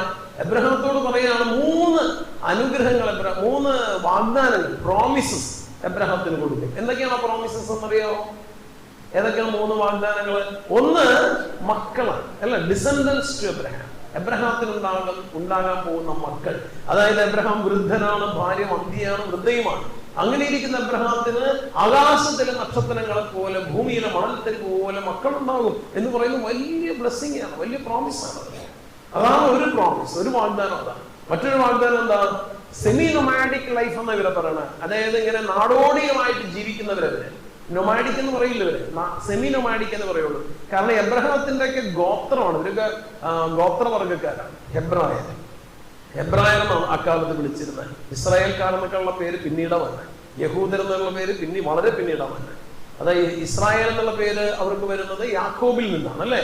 യാക്കോബിനോട് ദൈവദൂതൻ പറയും, ഇനിമേൽ നീ യാക്കോബല്ല ഇസ്രായേലാണ്, അല്ലെ? അത് മൽപ്പിടുത്തം നടത്തിയത് കൊണ്ടാണ് ആ പേരിട്ട് കൊടുക്കുന്നത്. അന്ന് തുടങ്ങിയാണ് യാക്കോബിന്റെ സന്തതികൾ ഇസ്രായേൽ മക്കളായിട്ട് മാറണേ. യഹൂദർ എന്നുള്ള പേര് വരുന്നത് എപ്പോഴാണ്? യഹൂദർ എന്നുള്ള പേര് പറഞ്ഞാൽ യൂദയായിൽ നിന്നാണ്. യൂദയായിരിക്കുന്നത്. അത് പ്രധാനമായിട്ട് വരുന്നത് ബാബിലോണിയൻ വിപ്രവാസ കാലത്താണ് ആ പേര് വരുന്നത്. യൂദയ വംശജ് എന്നുള്ള അർത്ഥത്തിലാണ്. എന്ന് പറഞ്ഞാൽ രണ്ട് രാജ്യങ്ങളായിട്ടൊക്കെ പിരിയും. ഇസ്രായേൽ രണ്ടായിട്ട് പിരിയും. പ്രത്യേകിച്ച് സോളമൻ മരിച്ചു കഴിയുമ്പോൾ, സോളമന്റെ കാലം കഴിഞ്ഞപ്പോൾ രണ്ടാവും. ഇസ്രായേല് സൗത്തും നോർത്തുമായിട്ട് പിരിയും. നമ്മുടെ ഈ ഇന്ത്യയും പാകിസ്ഥാനും പിരിഞ്ഞതുപോലെയാണ് അല്ലെ.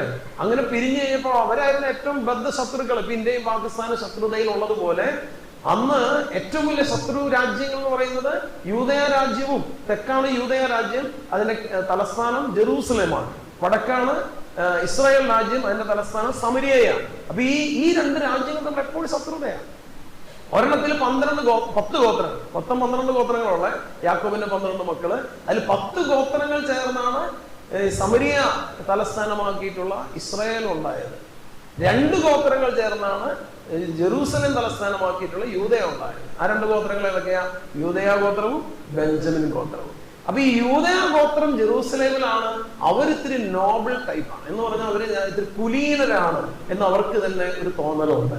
അതുകൊണ്ട് അവരെന്ത് ചെയ്തു? അവരെപ്പോഴും പറയുന്നത് ഞങ്ങൾക്കാണ് പാരമ്പര്യമൊക്കെ ഉള്ളത്. ഇസ്രായേൽക്കാർക്ക് പാരമ്പര്യമൊന്നുമില്ല, യൂദയാക്കാർക്കാണ് പാരമ്പര്യമൊക്കെ ഉള്ളതെന്ന് പറയും. അങ്ങനെയാണ് യൂദായുടെ വംശത്തിൽ നിന്ന് വന്നവരാണ് യൂദായിറ്റ്സ്, ജ്യൂസ് എന്നുള്ള പേര് വരെ. അങ്ങനെയാണ് യഹൂദൻ. ആ പേര് അവർക്ക് വിളിക്കാൻ തുടങ്ങിയത് പിന്നീട് 587 BC 587 ബാബിലോണിയൻ വിപ്രവാസം ഉണ്ടാവുന്നത്. എന്ന് പറഞ്ഞാൽ നെബൂഖദ്നേസർ രാജാവ്, ബാബിലോണിയൻ രാജാവായ നെബൂഖദ്നേസർ യൂദയ പിടിച്ചടക്കി, ജെറൂസലേമൊക്കെ പിടിച്ചടക്കി. എന്നിട്ട് ഇവരെ എന്താ പറയാ വിപ്രവാസികളായിട്ട് കൊണ്ടുപോയി, പിടിച്ചുകൊണ്ടുപോയി. 50 വർഷം അവരവിടെ വിപ്രവാസത്തിൽ കഴിയേണ്ടി വന്നു. 539 വരെ പേർഷ്യൻ രാജാവായ സൈറസ് ആണ് പിന്നെ അവരെ സ്വതന്ത്രനാക്കിയത്. സൈറസ് രാജാവ്. അതിനുശേഷം അവർ ദേവാലയമൊക്കെ പിന്നീട് പണിയണം. രണ്ടാമത് പണിയുന്നത് സെറുബാബേൽ എന്ന് പറയുന്ന ഗവർണർ, ജോഷുവ എന്ന് പറയുന്ന മുഖ്യ പുരോഹിതൻ, എസ്ര എന്ന് പറയുന്ന പുരോഹിതൻ, നെഹമിയ എന്ന് പറയുന്ന അൽമായ നേതാവ്, ഇവരൊക്കെയാണ് ഈ ദേവാലയത്തിന്റെ ചുറ്റുമുള്ള മതിൽ, നെഹമിയാണ് ചുറ്റുമതിലൊക്കെ പണിയാൻ. അപ്പൊ അങ്ങനെയൊക്കെ ഉണ്ടായത് ഈ ഒരു കാലഘട്ടത്തിൽ. ആ സമയത്തൊക്കെയാണ് അവർക്ക് ഈ യഹൂദൻ, അന്നാണ് ഈ ഫരിസയര്, സദുച്ചയര് എന്നൊക്കെ പറയുന്ന ടീമൊക്കെ ഉണ്ടാവുന്നത് ഈ ബാബിലോണിയൻ വിപ്രവാസ കാലത്ത്. അന്നാണ് റബ്ബിമാരുണ്ടാവുന്നത്. റബ്ബിമാര് അന്നാണ് താൽമൂദ്, മിഷ്ന എന്നൊക്കെ പറയുന്ന റബ്ബിമാരുടെ റബ്ബിനിക് സാഹിത്യങ്ങൾ, ഇവരുടെ ഈ നിയമങ്ങള്, കൽപ്പനകളൊക്കെ ഉണ്ട്. അന്നാണ് ശരിക്കും പറഞ്ഞാൽ ബൈബിളൊക്കെ ശരിയായ രീതിയിൽ രൂപപ്പെടുന്ന ആ കാലഘട്ടത്തിലാണ്. ഒരു 6-ാം നൂറ്റാണ്ട് കാലഘട്ടങ്ങളിലാണ് ശരിയായിട്ടുള്ള രൂപങ്ങളൊക്കെ ഉണ്ടാവുന്നത്. അപ്പൊ അത് ഏറ്റവും പ്രധാനപ്പെട്ട ഒരു സമയമായിരുന്നു ഇസ്രായേലിനെ സംബന്ധിച്ച്. കാരണം അവര് വിപ്രവാസികളായി കഴിഞ്ഞിരുന്ന സമയത്ത് അവര് കുറെ പേര് ഈ ബാബിലോണിയൻ സംസ്കാരത്തോട് ഇഴുകിച്ചേർന്നു. വിജാതീയ സംസ്കാരമാണ് ബാബിലോണിന്റെ. അപ്പൊ ആ ബാബിലോണിലെ വിജാതീയ സംസ്കാരത്തോട് ഇസ്രായേൽക്കാർ ഇഴുകിച്ചേർന്നു. അവരുടെ പെൺമക്കളെ കല്യാണം കഴിക്കാൻ തുടങ്ങി. അതുപോലെ തന്നെ അവരിങ്ങോട്ട് കെട്ടാൻ തുടങ്ങി, അവരുടെ ആചാരങ്ങളൊക്കെ അനുഷ്ഠിക്കാൻ തുടങ്ങി.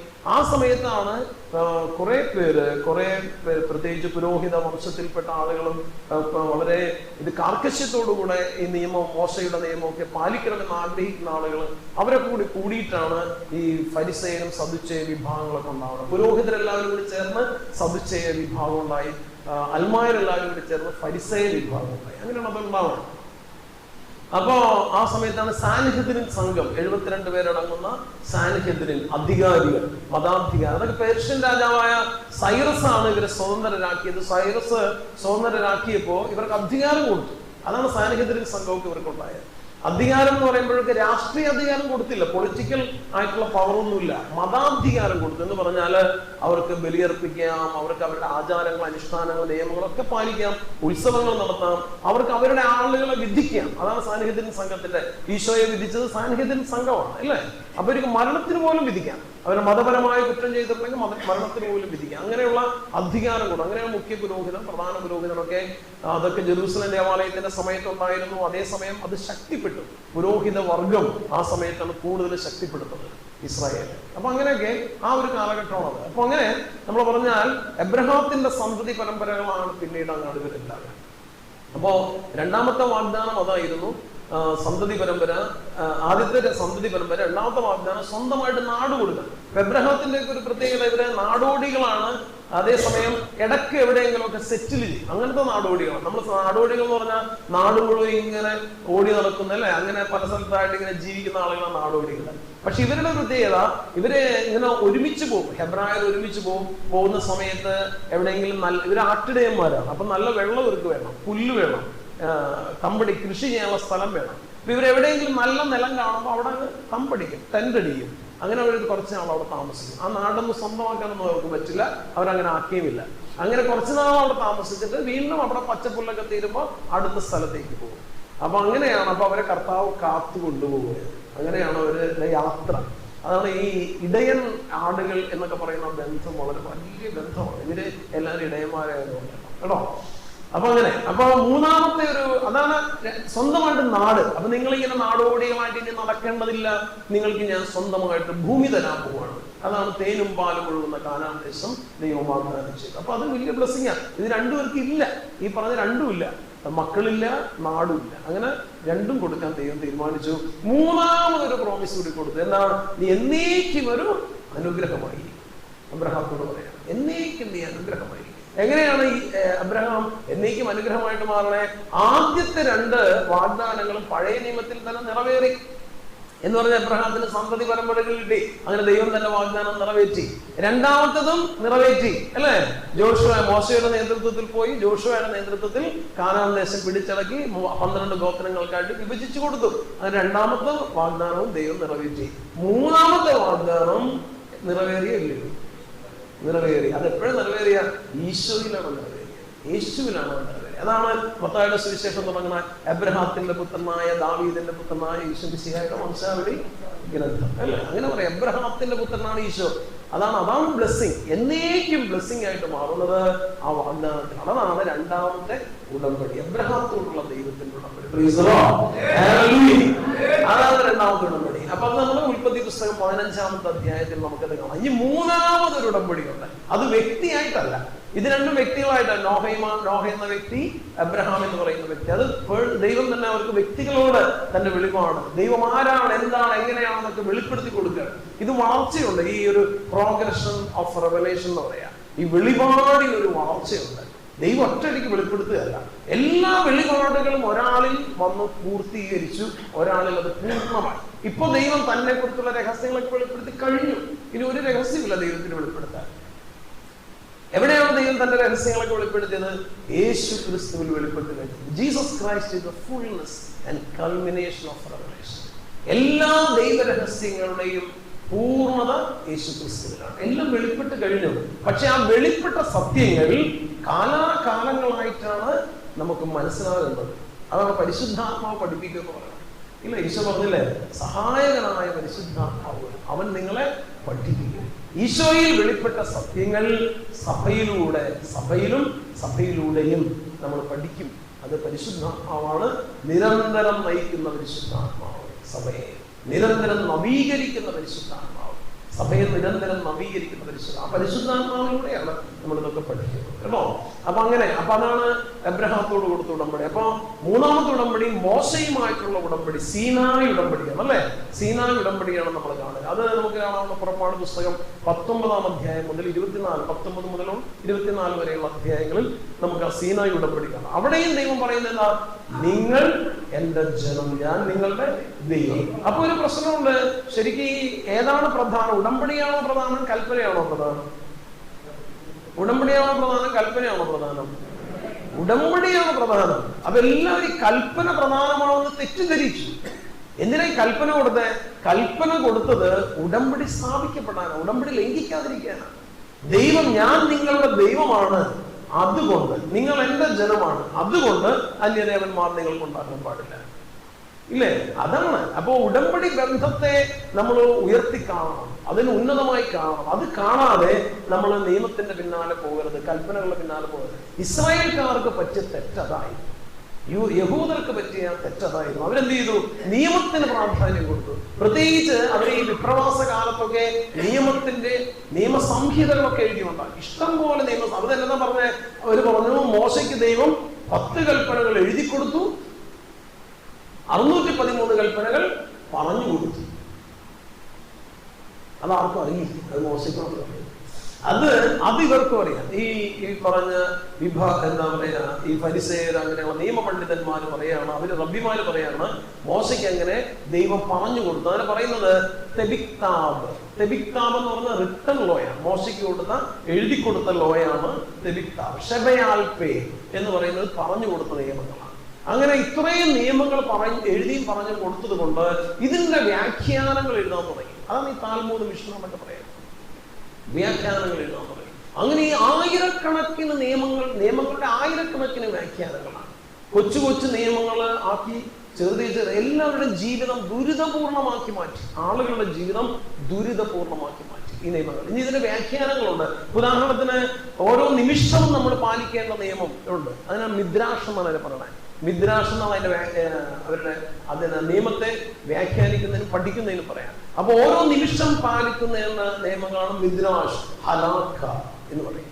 മിദ്രാഷ് ഹലാഖ എന്ന് പറഞ്ഞാൽ നമ്മൾ ഓരോ നിമിഷവും പാലിക്കേണ്ട നിയമം. അപ്പൊ ഒരാളെ നോക്കാവോ, അങ്ങാണ് നോക്കാവോ, ഇങ്ങാണ് നോക്കാവോ, അത് കഴിക്കാവോ, സാബത്ത് ദിവസം എത്ര സ്റ്റെപ്പ് നടക്കാം, സാബത്ത് ദിവസം കോഴിയിട്ട മുട്ട തിന്നാവോ, സാബത്ത് ദിവസം കോഴിക്ക് മുട്ട ഇടാമോ, ഇങ്ങനെയുള്ള കാര്യങ്ങളൊക്കെ നിയമം ഇങ്ങനെ കീറി ദുരിതപൂർണമാക്കി കളഞ്ഞ മനുഷ്യരുടെ. അതാണ് ഓരോ നിമിഷം പാലിക്കേണ്ട നിയമങ്ങൾ മിദ്രാഷ് ഹലാഖ. സദാചാര നിയമങ്ങൾ മിദ്രാഷ് ഹഗാദ. സദാചാര നിയമം അങ്ങനെ ഇഷ്ടംപോലെ നിയമങ്ങളൊക്കെ ഉണ്ടാക്കി. അപ്പൊ ഈ മോശയുമായിട്ട് ദൈവം ഉണ്ടാക്കിയ ഉടമ്പടിയിൽ ഒറ്റ കാര്യം പ്രധാനപ്പെട്ടതുള്ളൂ. എന്താണ്? ദൈവം നമ്മുടെ ദൈവമായിരിക്കുക, നമ്മുടെ ദൈവത്തിന്റെ ജനമായിരിക്കുക. ആ ദൈവജനം എന്ന നിലയിൽ നമ്മൾ വിശ്വസ്തത പാലിച്ച് ദൈവത്തോട് ചേർന്ന് ജീവിക്കുക. ഉടമ്പടി ബന്ധം, ദൈവത്തോടുള്ള ബന്ധം നഷ്ടപ്പെടുക, അത് മാത്രമാണ് പ്രധാനം. ഓക്കെ, അതിനുശേഷം നമ്മൾ കാണുന്ന നാലാമത്തെ ഒരു ഉടമ്പടിയുണ്ട്. ആ ഏത് ഉടമ്പടിയാണ്? അതാണ് അവസാനത്തെ ഉടമ്പടി. സത്യം പറഞ്ഞാൽ പഴയ നിയമത്തിന് അവസാനത്തെ ഉടമ്പടി എന്ന് പറഞ്ഞാൽ അതാണ്. നാലാമത്തെ ഉടമ്പടി ഏതാണ്? ദാവീദുമായിട്ട് ദൈവം കൊടുത്തിട്ടുള്ള ഉടമ്പടി. ദാവീദിനോട് ഈ മോശയുമായിട്ടുള്ള ഉടമ്പടിയിലൂടെയാണ് ഇസ്രായേൽ ജനം ദൈവജനമായിട്ട് മാറിയത്. കേട്ടോ, മോശയുടെ ഉടമ്പടിയിലൂടെ ഇസ്രായേൽ ജനം ദൈവജനമായിട്ട് മാറി. അബ്രഹാമുമായിട്ടുള്ള ഉടമ്പടിയിലൂടെ ഇസ്രായേൽ ജനം അബ്രഹാത്തിന്റെ സന്തതികളായിട്ട് മാറി. കണ്ടോ, അങ്ങനെയാണ്. അപ്പോ ഇവിടെ ദൈവജനമായ ഇസ്രായേല് പിന്നെ കാലങ്ങൾ കഴിഞ്ഞ് രാജാക്കന്മാരുടെ കാലം വന്നു, രാജഭരണകാലം വന്നു. രാജഭരണകാലം വന്നപ്പോൾ ദാവീദ് രാജാവിന്റെ കാലത്ത് നാഥാൻ പ്രവാചകനിലൂടെ ദൈവം ഒരു പ്രവചനം കൊടുക്കുകയാണ്. അത് സാമുവേലിന്റെ 2-ാം പുസ്തകം 7-ാം അധ്യായം 12 മുതൽ 14 വരെയുള്ള വാക്യമാണ്. 2 സാമുവേൽ 7:12-14. അവിടെ കർത്താവ് പറയാ, നാഥാൻ പ്രവാചകനോട് പറയാ, നിന്റെ ഔരസപുത്രനെ ഞാൻ ഉയർത്തും, അവന്റെ രാജ്യം എന്നേക്കും നിലനിൽക്കും. അതിലൂടെ നമ്മൾ മനസ്സിലാക്കേണ്ടത് ദാവീദിന്റെ പുത്രനായിട്ടുള്ള ഒരു രാജാവ് വരും. അവന്റെ രാജ്യം നിത്യമായിരിക്കും. Everlasting kingdom, perpetual dynasty. അവന്റെ ദാവീദിന്റെ വംശം, രാജവംശം നിത്യമായിരിക്കും. അവന്റെ രാജ്യവും നിത്യമായിരിക്കും, രാജവംശവും നിത്യമായിരിക്കും. അപ്പൊ ദാവീദിന്റെ പുത്രൻ എന്ന് പറയാൻ അവൻ അറിയപ്പെടും, അല്ലെ? ദാവീദിന്റെ പുത്രനാണ്. അവന്റെ പെർപെച്വൽ ഡൈനാസ്റ്റി എന്ന് പറഞ്ഞാൽ അതുകൊണ്ടാണ്. അവന്റെ രാജവംശം നിത്യതയുള്ളതാണ്, ഒരിക്കലും നശിക്കാത്ത എവർലാസ്റ്റിംഗ് കിങ്ഡം ആയിരിക്കും അവൻ്റെത്. അവൻ എനിക്ക് പുത്രനായിരിക്കും. ഇതൊക്കെ ദാവീദ് രാജാവിന് നാഥാൻ പ്രവാചകൻ പറഞ്ഞു കൊടുത്തതിലൂടെ എന്ത് മനസ്സിലായി? ഇസ്രായേൽ ജനം ദൈവജനമായിട്ട് മാറിയെങ്കിൽ, മോശയുടെ ഉടമ്പടിയിലൂടെ മാറിയെങ്കിൽ, ദാവീദിന്റെ ഉടമ്പടിയിലൂടെ ഇസ്രായേൽ ജനത്തിന്റെ രക്ഷകനായിട്ട് വരാൻ പോകുന്ന ഒരു രാജാവുണ്ട്. എന്നേക്കും ഭരിക്കുന്ന, ഒരിക്കലും നശിക്കാത്ത രാജ്യത്തിന്റെ അധിപനായിട്ടുള്ള ഒരുവൻ വരും. അവൻ ദാവീദിന്റെ പുത്രനായ മിശിഹായായിരിക്കും. അതാണ് മെസ്സിയാനിക് കമ്മിങ്, മിശിഹായുടെ വരവ്. അതാണ് everlasting kingdom, perpetual dynasty, Davidic son എന്നൊക്കെ പറഞ്ഞ് അത് ആ ഒരു പ്രവചനം കാത്തു ജനം ഇരിക്കുകയാണ്. അതാണ് യേശുവിനെ ഇവർ അംഗീകരിക്കാതെ പോയത്. ഇസ്രായേൽക്കാരെ യേശുവിനെ അംഗീകരിക്കാതെ പോയത് എന്തുകൊണ്ടാണ്? ഇസ്രായേൽക്കാരെ യേശുവിനെ അംഗീകരിക്കാതെ പോയത് യേശു ദാവീദ് വംശജനാണോ എന്നുള്ള ചോദ്യം അവര് ഉന്നയിച്ചു തുടങ്ങി. അവൻ മരപ്പണിക്കാരനായ ജോസഫിന്റെ പുത്രനല്ലേ? ജോസഫ് ആ വംശത്തിൽപ്പെട്ടവനാണ് ഉറപ്പായിട്ടും. പക്ഷേ അവൻ രാജകൊട്ടാരത്തിലല്ലല്ലോ, അവൻ വെറും ഒരു മരപ്പണിക്കാരന്റെ തച്ചന്റെ മകനാണ് യേശു. അപ്പോ ഇവൻ ദാവീദ് വംശജനായി, രാജപുത്രനായി, രാജകൊട്ടാരത്തിൽ ജനിക്കേണ്ടവനാണ്. മിശിഹ അങ്ങനെയാണ്. മിശിഹ വരുന്നത് ഞങ്ങളെ എന്നേക്കുമായിട്ട് വിമോചിപ്പിക്കാനാണ്. എല്ലാ രാജ്യങ്ങളുടെയും അവന്റെ കാൽ കീഴിൽ കൊണ്ടുവരും. അങ്ങനെയാണ് ഇസ്രായേൽക്കാർ വിശ്വസിക്കുക. എല്ലാ രാജ്യങ്ങളും അവന്റെ കാൽ കീഴിൽ കൊണ്ടുവരും. അവൻ എന്നേക്കും രാജാവായി വാഴുന്ന വിമോചകനായ അധിപനായിരിക്കും. സത്യത്തിൽ അതാണ് ഈശോ, അല്ലെ? എല്ലാ രാജ്യങ്ങളും അവന്റെ കാൽ കീഴിലല്ലേ? എല്ലാവരുടെയും അധിപൻ അവനല്ലേ? അവന്റെ രാജ്യം എന്നേക്കും നിലനിൽക്കുന്നതല്ലേ, അവൻ എന്നേക്കും ദാവീദിന്റെ പുത്രനല്ലേ. പ്രവചനങ്ങൾക്കൊന്നും തെറ്റുപറ്റിയിട്ടില്ല. മനസ്സിലാക്കിയതിനാണ് തെറ്റ്. ഇസ്രായേൽക്കാർ മനസ്സിലാക്കിയതിലാണ് തെറ്റ് വന്നത്.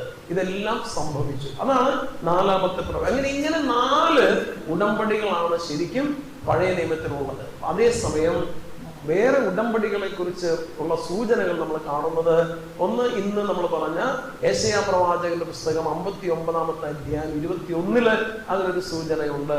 ഇതുകൂടാതെ ജെറമിയായുടെ പുസ്തകം 31-ാം അധ്യായം 31 മുതൽ 34 വരെയുള്ള വാക്യങ്ങളിൽ, ആ അധ്യായത്തിൽ 31-ാം അധ്യായത്തില് അവിടെ ഒരു ഉടമ്പടിയെ കുറിച്ച് പറയുന്നത് നമുക്ക് കേൾക്കാം.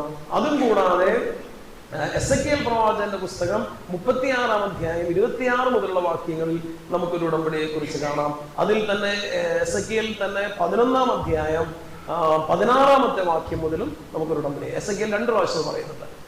11-ാം അധ്യായം 16-ാം വാക്യത്തിലും 36-ാം അധ്യായം 26-ാം വാക്യം മുതലും അത് പറയുന്നു. ജെറമിയ 31 മുതൽ 34 വരെ പറയുന്നു. യെശയ്യാ 59-21 പറയുന്നു. ഇവിടെ എല്ലായിടത്തും പറയുന്ന ഒരു കാര്യമാണ്, ഇത് പുതിയ ഉടമ്പടി, ഈ പറഞ്ഞ ഏതെങ്കിലും ഒരു ഉടമ്പടിയെ കുറിച്ചല്ല അത് പറയണേ, മറിച്ച് വരാനിരിക്കുന്ന ഉടമ്പടിയെ കുറിച്ചാണ് പറയണേ. അത് വരാനിരിക്കുന്ന ഒരു ഉടമ്പടി. അതായത് പഴയ നിയമത്തിൽ 4 ഉടമ്പടികളേ ഉള്ളൂ. ഒന്ന് ഞാൻ ഈ പറഞ്ഞതുപോലെ നോഹ, അബ്രഹാം, മോശ, ദാവീദ്, ഈ 4 ഉടമ്പടികളേ ഉള്ളൂ. ജെറമിയ പറയുന്ന ഉടമ്പടിയും എസെക്കിയേൽ പറയുന്ന ഉടമ്പടിയും അതിനു മുമ്പ് യെശയ്യാ പറഞ്ഞ ഉടമ്പടിയും എല്ലാം ഒന്ന് തന്നെയാണ്. ഏതാത്? വരാനിരിക്കുന്ന ഒരു ഉടമ്പടിയാണ്. അത് ഏത് ഉടമ്പടിയാണ്? വരാനിരിക്കുന്ന ഉടമ്പടി, പുതിയ ഉടമ്പടി. ഏതാ? ഈശോ സ്ഥാപിച്ച ഉടമ്പടിയാണ്. അത് എപ്പോഴും ഈശോ സ്ഥാപിക്കണേ ആ ഉടമ്പടി? എന്ന് പറയുമ്പോ അന്ത്യത്താഴ വേളയിൽ അല്ലേ? അന്ത്യത്താഴ വേളയിലാണ് ഈശോ സ്ഥാപിക്കുക. എന്ത് പറഞ്ഞാ സ്ഥാപിക്കുക? ഇതെന്റെ രക്തത്താലുള്ള ഉടമ്പടി. ഉയർത്തിക്കൊണ്ടാണ് ഈശോ പറയുന്നത് അല്ലേ? ഇതെന്റെ രക്തമാണ്, ഇത് പുതിയ ഉടമ്പടിയുടെ രക്തം. അതായതാണ് ഉടമ്പടി രക്തം. കണ്ടോ? ഉടമ്പടി സ്ഥാപിക്കപ്പെടുന്നത് രക്തം ചിന്തിക്കൊണ്ട് വേണം. അതാണ് ഉടമ്പടിയുടെ രക്തം എന്ന് പറയാം. അതായത് അതുവരെ ഉണ്ടായിരുന്ന ഉടമ്പടികളൊക്കെ മൃഗത്തിന്റെ രക്തം ചിന്തിക്കൊണ്ടാണ് പാലിക്കപ്പെട്ടിരുന്നതെങ്കിൽ, അത് മുദ്ര വെച്ചിരുന്നതെങ്കിൽ, ഈശോ സ്ഥാപിക്കുന്ന ഉടമ്പടിയുടെ മുദ്ര വെക്കുന്ന രക്തം എന്താ? ഈശോയുടെ തന്നെ രക്തമാണ്, ജീവരക്തമാണ്, അവന്റെ ജീവൻ തന്നെയാണ്. അത് പിറ്റേ ദിവസം കുരിശിൽ അവൻ പൂർത്തീകരിക്കുകയും ചെയ്യും. അതാണ് ഉടമ്പടിയുടെ പ്രത്യേകത. അപ്പൊ അതുകൊണ്ട് ഈ ഒരു ഉടമ്പടി പൂർത്തിയായി കഴിഞ്ഞു. ഇനി ഒരു ഉടമ്പടി സാധ്യമല്ല. പഴയ നിയമത്തിലെ എല്ലാ ഉടമ്പടികളും, പഴയ നിയമത്തിലെ സ്ഥാപിക്കപ്പെട്ട 4 ഉടമ്പടികളും പ്രവചനങ്ങളുള്ള എന്താ പറയാ ഉടമ്പടികളെ കുറിച്ചുള്ള പ്രവചനങ്ങളും എല്ലാം ഈശോയിൽ പൂർത്തീകരിച്ചു കഴിഞ്ഞു. ഇനി ഒരു ഉടമ്പടി നമുക്ക് സാധ്യമല്ല. ഈ ലോകത്തൊരു ഉടമ്പടി ആരുമായിട്ടും നമുക്ക് സാധ്യമല്ല. സാധ്യമല്ല എന്ന് മാത്രമല്ല, ആവശ്യവുമില്ല. ഒരു ഉടമ്പടി ആവശ്യമില്ല. ഈ ലോകത്ത് യേശു ക്രിസ്തുവുമായിട്ട് നമ്മൾ സ്ഥാപിച്ച ഉടമ്പടിക്ക് അപ്പുറം അതീതമായി മറ്റൊരു ഉടമ്പടി നമുക്ക് ഇല്ല. പിന്നെ അപ്പൊ ഈ കൃപാസനത്തിലൊക്കെ സംഭവിക്കുന്നത് എന്താ? കൃപാസനത്തിലൊക്കെ സംഭവിക്കുന്നത് ഈശോയുമായിട്ടുള്ള നമ്മുടെ ഉടമ്പടിയുടെ വീഴ്ച നമുക്ക് വരും, ഇല്ലേ? നമ്മുടെ ഉടമ്പടി, നമ്മൾ ഈശോയായിട്ട് ഉടമ്പടി ഉണ്ടായിട്ടുണ്ടെങ്കിൽ ദൈവമാണ് എപ്പോഴും വിശ്വസ്തനായിട്ടുള്ളത്. നമ്മൾ വിശ്വസ്തരല്ല. ദൈവം തന്റെ ഉടമ്പടിയിൽ നിന്നൊരിക്കലും പിന്തിരിയാറില്ല. തന്റെ ഉടമ്പടിയിൽ എന്നേക്കും വിശ്വസ്ത. അത് ഹോസേയുടെ പുസ്തകത്തിൽ വളരെ വ്യക്തമായിട്ട് ഹോസേയ പ്രവാചകൻ പറയുന്നുണ്ട്. ഫിഡലിറ്റി ടു ദ കവനന്റ് എന്ന് പറയും. ഉടമ്പടി വിശ്വസ്തത എന്ന് പറയും. വളരെ വലിയ പ്രധാനപ്പെട്ട വാക്കാണ് ഫിഡലിറ്റി എന്ന് പറയുന്നത് ഉടമ്പടിയിലെ. അപ്പൊ അത് ദൈവം ഒരിക്കലും ലംഘിക്കില്ല. ലംഘിക്കുന്നത് മനുഷ്യരാണ്. അപ്പൊ മനുഷ്യനായ നമ്മുടെ ഈശോയുമായിട്ടുള്ള ഉടമ്പടി ബന്ധത്തിൽ നമ്മുടെ പാപം മൂലം, നമ്മുടെ വീഴ്ച മൂലം ലംഘിക്കപ്പെട്ടു പോയിട്ടുള്ളത് നമ്മൾ ഏറ്റുപറഞ്ഞ് വീണ്ടും ആ ഉടമ്പടിയെ നവീകരിക്കാൻ നമുക്ക് കഴിയും, ഇല്ലേ? ആ ഉടമ്പടി നവീകരണത്തിന് നമ്മെ സഹായിക്കുന്ന ആളാണ് ആര്? പരിശുദ്ധമാണ്. പരിശുദ്ധമ്മ നമ്മെ സഹായിക്കും. ആ അർത്ഥത്തിൽ കൃപാസനത്തിൽ ഉടമ്പടി നമുക്ക് കുഴപ്പമില്ല. ആ അർത്ഥത്തിൽ ഞാൻ അപ്പൊ അച്ഛനോട് ഇതിനെക്കുറിച്ച് കുറേ നേരം ഇരുന്ന് സംസാരിച്ചു. ഇങ്ങനെ ഇതാണ് അതിന്റെ ശരിയായിട്ടുള്ള മനസ്സിലാക്കേണ്ട രീതി, ഇതാണ് ഈശോയുമായിട്ടുള്ള നമ്മുടെ ഉടമ്പടി. ഈശോയുമായിട്ടുള്ള നമ്മുടെ ഉടമ്പടിയിൽ നമുക്ക് വന്ന വീഴ്ചകളെ നമ്മൾ ഏറ്റുപറഞ്ഞ് നമ്മൾ ആ ഉടമ്പടി നവീകരിക്കുന്നതിന് പരിശുദ്ധമ്മയുടെ സഹായം നമ്മൾ തേടാം. അപ്പൊ അമ്മയോട് നമ്മൾ ചില വാഗ്ദാനങ്ങൾ കൊടുക്കുകയാണ്. ഉടമ്പടിയല്ല, ചില പ്രോമിസസ് കൊടുക്കുകയാണ്. ഞാൻ ഇങ്ങനെയൊക്കെ ചെയ്തുകൊണ്ട് നമ്മുടെ ജീവിതത്തെ നവീകരിച്ചുകൊണ്ട് ഈശോയുള്ള എൻ്റെ ബന്ധത്തെ ഞാൻ അർഹപ്പെടുത്താം. എന്നുള്ളതാണ്. അതാണ് ഉടമ്പടിയെ കുറിച്ചുള്ള കാര്യങ്ങൾ. അതുകൊണ്ട് ഈ പ്രിയപ്പെട്ടവരെ, നമുക്ക് ഈ ഒരു ദിവസം തോമസ് ബ്രദർ നമ്മളോട് ഇതിനെക്കുറിച്ചൊക്കെ ഇങ്ങനെ ധാരാളമായിട്ട് പറഞ്ഞിട്ടുണ്ട്. അങ്ങനെയൊക്കെ പറയുമ്പോൾ ഇല്ലേ, ഇതൊക്കെ ബ്രദർ നമ്മൾ പ്രത്യേകിച്ച് കൃപയെക്കുറിച്ച് അഭിഷേകത്തെക്കുറിച്ചൊക്കെ പറയുമ്പോൾ ഈശോയുമായിട്ടുള്ള നമ്മുടെ ബന്ധത്തിലാണ് ഈശോ നമ്മളെ എപ്പോഴും കൃപകൾ കൊണ്ട് അഭിഷേകം കൊണ്ടൊക്കെ നിറയ്ക്കുക. നമ്മുടെ ഈ ബന്ധം വളരെ പ്രധാനപ്പെട്ടതാണ്. ആ ബന്ധം ഈശോ നമുക്ക് രക്തം, നമ്മൾ വിലപ്പെട്ടവർ, ഞാൻ ആദ്യം പറഞ്ഞ ഓർക്കണം, നമ്മളെല്ലാവരും വളരെ വിലപ്പെട്ടവരാണ്. നമ്മൾ ആരും വില കുറഞ്ഞവരല്ല. ഈ സുവിശേഷത്തിന്റെ പ്രത്യേകത ഉള്ളത്, സുവിശേഷം നമ്മളെ നിരന്തരം ഓർമ്മിപ്പിക്കുന്ന ഒരു സത്യം എന്താ? You are something, someone valuable. നീ പ്രിയപ്പെട്ടവൻ, നീ മൂല്യമുള്ളവനാണ് നമ്മൾ ഓർമ്മിപ്പിക്കുന്നത് സുവിശേഷമാണ്. കാരണം സുവിശേഷം വെളിച്ചമാണ്, സുവിശേഷം സ്വാതന്ത്ര്യമാണ് നമുക്ക് തരിക. ഈശോ അടിച്ചമർത്തപ്പെട്ട മനുഷ്യർക്കൊക്കെ അവരോടാണ് ആദ്യം സംസാരിച്ചത്. നമ്മളെപ്പോഴും പറഞ്ഞാൽ ഗലീലയിലെ കഫർനാം എന്ന് പറയുന്ന സ്ഥലത്തിൽ ഈശോ പോയ ആദ്യം സംസാരം. നഫ്താലി ഏതൊക്കെ പറയുന്ന സ്ഥലത്തിന് തൊട്ടടുത്താണ് ഈ കഫർനാം എന്ന് പറയുന്ന വിജാതീയരും യഹൂദരൊക്കെ ഒരുമിച്ച് താമസിക്കുന്ന ഏറ്റവും സമൂഹത്തിലെ ഏറ്റവും കൂടുതൽ അവഗണിക്കപ്പെട്ട മനുഷ്യർ ഒരുമിച്ച് കഴിഞ്ഞിട്ടുള്ള സ്ഥലമാണ്. നമ്മളെപ്പോഴും ഓർക്കണം, ഈശോയുടെ മരുഭൂമിയിലെ പ്രലോഭനം കഴിഞ്ഞിട്ട് ഈശോ ആദ്യം പോയത് എങ്ങോട്ടാ? മരുഭൂമിയിലെ പ്രലോഭനം കഴിഞ്ഞ് പുറത്തു വന്നപ്പോഴാണ് ഈശോ മനസ്സിലാക്കുന്നത് സ്നാപക യോഹന്നാനെ ബന്ധിച്ചു, സ്നാപക യോഹന്നാനെ ജയിലിലടച്ചു. ജയിലിലടച്ചെന്ന് കേട്ടപ്പോൾ ഈശോ തന്റെ പ്രവർത്തനം ആരംഭിക്കാൻ തയ്യാറായി. എങ്ങോട്ട് ആദ്യം പോയെ? നേരെ ഗലീലയിലേക്ക് പോയി. ഗലീലയിലെ കഫർനാമിലാണ് അവൻ പോയി താമസിച്ചത്. ഈ കഫർനാം എന്ന് പറയും, ഞാൻ ഇന്ന് നീറ്റുകളിലെ സമയം കഴിഞ്ഞു. കഫർനാം എന്ന് പറയുന്ന സ്ഥലം ഈ പാവപ്പെട്ട ഏറ്റവും ദുരിതപൂർണമായിട്ട് ജീവിക്കുന്ന മനുഷ്യരാ, അവർ അവഗണിക്കപ്പെട്ട മനുഷ്യരാ, വിദ്യാഭ്യാസമില്ലാത്ത മനുഷ്യരാ, വിജാതീയരും യഹൂദരും ഒരുമിച്ച് താമസിക്കുന്നില്ലോ. അതുകൊണ്ട് യൂദയായിലുള്ള യഹൂദരൊക്കെ അവരെ വിളിക്കുന്നത് എങ്ങനെയാ അറിയോ? ജെൻഡയിൽ ഗലീലി, അങ്ങനെ വിളിക്കും. അതെ, സമുദ്രത്തിനപ്പുറത്ത് ജെൻഡയിൽ, വിജാതീയ ഗലീലി എന്ന് അവരെ വിളിക്കണേ. കാരണം അവര് യഹൂദയായിട്ട് ഇവർ അംഗീകരിക്കുന്നില്ല, വിജാതീയരുടെ ഒപ്പം താമസിക്കുന്ന ആൾക്കാരാണ്. ജെൻഡയിൽ ഗലീലി എന്ന് അവരെ വിളിക്കണം. അവൻ നസറായ എന്നൊക്കെ വിളിച്ച് കളിയാക്കണേ. അവൻ നസറത്തിന് എന്തെങ്കിലും നന്മ വരുമോ? ഗലീല എന്നൊക്കെ പറയുന്നത് പരിഹാസമാണ്.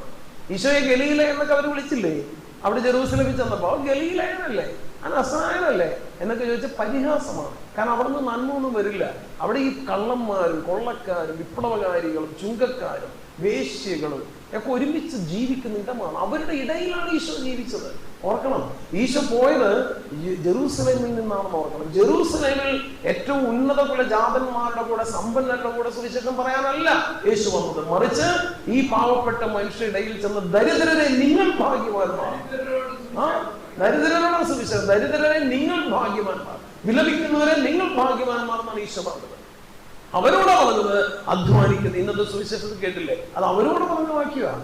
അധ്വാനിക്കുന്നവരും ഭാരം വഹിക്കുന്നവരുമായി നിങ്ങൾ എന്റെ അടുക്കൽ വരിക, ഞാൻ നിങ്ങളെ ആശ്വസിപ്പിക്കാം. അത് അവരോടാ പറയണേ. ഈ പറഞ്ഞ യൂദയായിലെ സമ്പന്ന വർഗത്തോടല്ല ഈശോ പറഞ്ഞത്, ഇവരോട്, ഈ പാവപ്പെട്ട മനുഷ്യരോടാ. അവിടുത്തെ നായിനിമിൽ, അവിടെയാണ് നായിനിമിലെ വിധവയുടെ മകൻ മരിച്ചതിൽ അനുകമ്പ തോന്നിയത് അവിടുത്തെ സ്ത്രീയോടാണ്.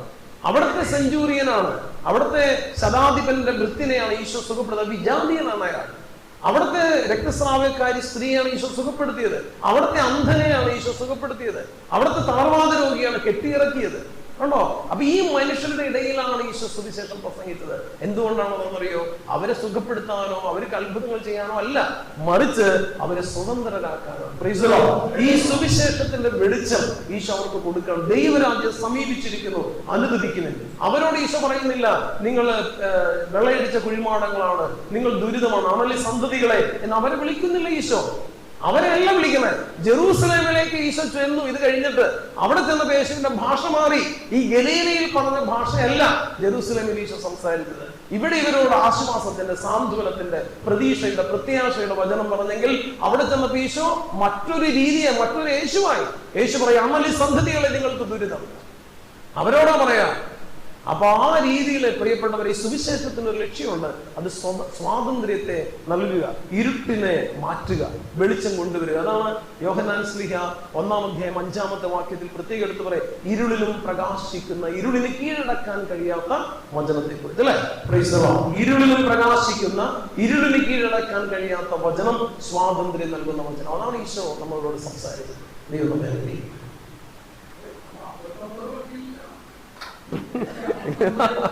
ഇനിയിപ്പോ പിന്നെ സമയം കഴിഞ്ഞു.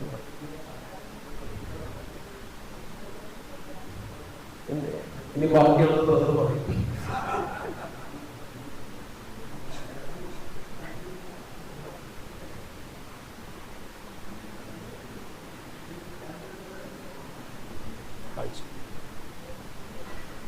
ഇസ്രായേലിൻ നായക എന്റെ നല്ല ദൈവമേ, കാഴ്ചയായി ഞാനേകുന്നു എന്നെയും എൻ സർവ്വവും നിന്റെ മുൻപിലായിതാ.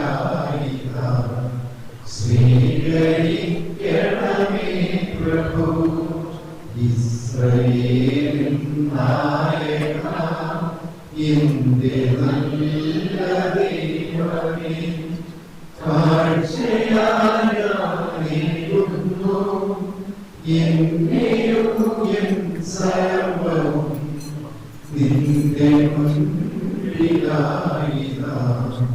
സ്വീകരിക്കണമേ പ്രഭു.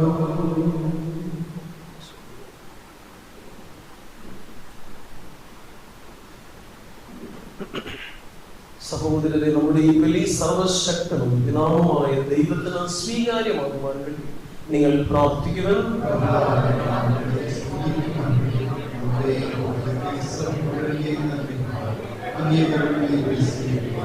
കർത്താവേ, ഞങ്ങളുടെ എളിയ പ്രാർത്ഥനകളും കാണിക്കകളും വഴി ഞങ്ങളിൽ അങ്ങ് സംപ്രീതനാകണമേ. ഒന്നും അവകാശപ്പെടാനില്ലാത്ത ഞങ്ങൾക്ക് അങ്ങയുടെ കരുണയുടെ സംരക്ഷണം സഹായകമായി നൽകണമേ. കർത്താവായ ക്രിസ്തു വഴി ഞങ്ങൾ സമർപ്പിക്കുന്ന പ്രാർത്ഥന കേട്ടുകൊള്ളണമേ. കർത്താവ് നിങ്ങളോടുകൂടെ. ഹൃദയങ്ങൾ ഉയർത്തുവൻ. നമ്മുടെ കർത്താവായ ദൈവത്തിന് നന്ദി പ്രകാശിപ്പിക്കാം. കർത്താവേ, പരിശുദ്ധനായ പിതാവേ, സർവശക്തനും നിത്യനുമായ ദൈവമേ, എങ്ങും എപ്പോഴും അങ്ങേക്ക് ഞങ്ങൾ കൃതജ്ഞത അർപ്പിക്കുന്നത് യഥാർത്ഥത്തിൽ ഉചിതവും ന്യായവും യോഗ്യവും രക്ഷാകരവുമാണല്ലോ. എല്ലാ പ്രവാചകന്മാരുടെയും പ്രഘോഷണം അവിടുത്തെ പ്രവചിച്ചു. കന്യകാമാതാവ് അവാച്യമായ സ്നേഹവായ്പോടെ അവിടുത്തെ സമ്മതിച്ചു. യോഹന്നാൻ അവിടുത്തെ വരവിനെ പാടി പുകഴ്ത്തുകയും ആഗതനായപ്പോൾ ലോകത്തിന് കാണിച്ചു കൊടുക്കുകയും ചെയ്തു. അങ്ങനെ പ്രാർത്ഥനയിൽ ജാഗരൂകരും അവിടുത്തെ സ്തുതിഗീതികൾ ആലപിക്കുന്നവരുമായി കാണാനും തന്റെ മനുഷ്യാവതാര രഹസ്യത്തിന് ആഹ്ലാദപൂർവ്വം ഒരുങ്ങാനും അവിടുന്ന് ഞങ്ങളെ അനുഗ്രഹിക്കുന്നുവല്ലോ. ആകയാൽ എല്ലാ മാലാഖമാരും വിശുദ്ധരോടും ചേർന്ന് അങ്ങയുടെ മഹത്വത്തെ പ്രകീർത്തിച്ച് ഞങ്ങളും അവിരാമം ആലപിക്കുന്നു. പരിശുദ്ധൻ പരിശുദ്ധൻ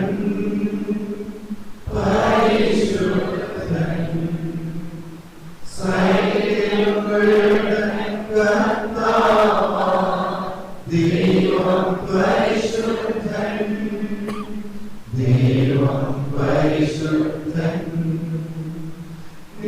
നിർവ്വഹന്റെ മഹിമകളാൽ നിറഞ്ഞു വഹിയും പിൻകലവും. ഹോസാന ഹോസാന അത്യുന്നതങ്ങളിൽ ഹോസാന. കർത്താവിൻ തിരുനാമത്തിൽ വരുവോരേറ്റം ധന്യരുവാൻ.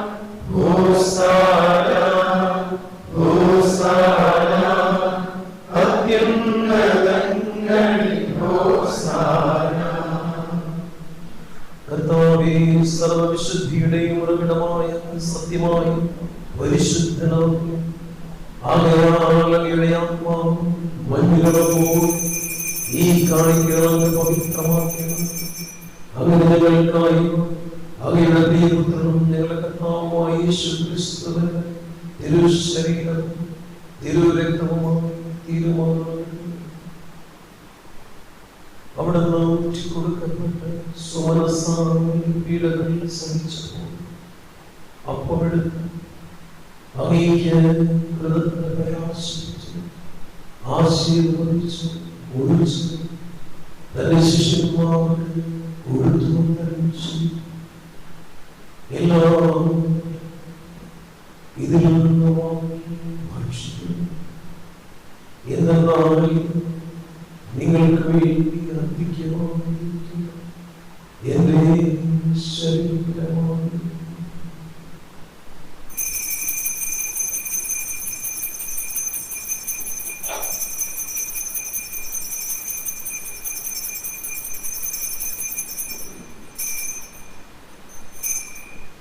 അപ്രകാരം തന്നയത്താഴങ്ങൾ പാനപാത്രം അങ്ങേക്ക് വീണ്ടും കൃതജ്ഞത പ്രകാശിപ്പിച്ചു തന്റെ ശിഷ്യന്മാർക്ക് കൊടുത്തുകൊണ്ട്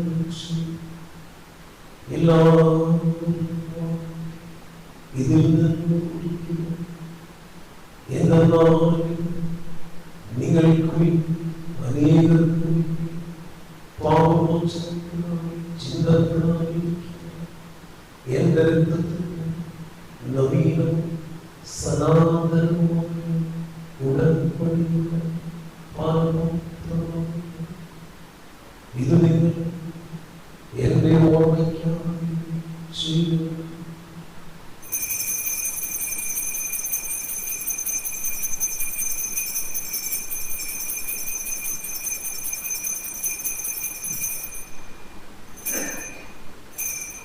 വിശ്വാസത്തിന്റെ രഹസ്യം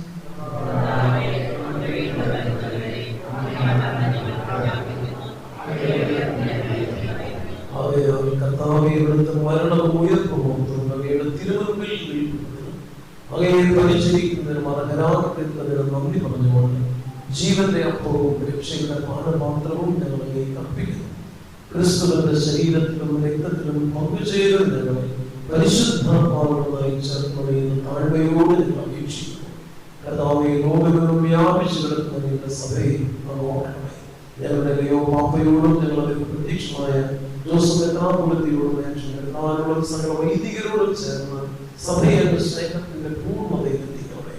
ഉയർത്തിന്റെ പ്രത്യാശയോടും ഇത്തരമോടും ഞങ്ങളുടെ സഹോദരങ്ങളെ അവയുടെ കാരുണ്യത്തിൽ മരണമടഞ്ഞ സകലരെയും ഓർക്കുകയും അവയുടെ തിരുമുഖത്തിന്റെ പ്രകാശത്തിലേക്ക് അവരെ സ്വീകരിക്കുകയും ചെയ്യണമേ.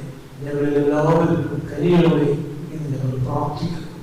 ദൈവമാതാവായ ഏറ്റവും പരിശുദ്ധ ആ കന്യകയുടെ ഭർത്താവായ ഭാഗ്യപ്പെട്ട യോസേഫിനോട് അനുഗ്രഹീതനായ അപ്പോസ്തലന്മാരും മഹിമയേറിയ രക്തസാക്ഷികളോട് കാലാകാലങ്ങളിലെ പ്രസാദിപ്പിച്ച സകല വിശുദ്ധരോടും നിത്യജീവനിൽ പങ്കുചേരുവാൻ ഞങ്ങളെ അർഹരാക്കുകയും അങ്ങേ പുത്രനായ യേശു ക്രിസ്തു വഴി ഞങ്ങൾ അങ്ങേ വാഴ്ത്തി സ്തുതിക്കുകയും മഹത്വപ്പെടുത്തുകയും ചെയ്യുന്നതാണ്. Cristo, con Cristo en Cristo, a ti Padre en el unidad de los Espíritu Santo, unión y gloria, por tu dice, dice.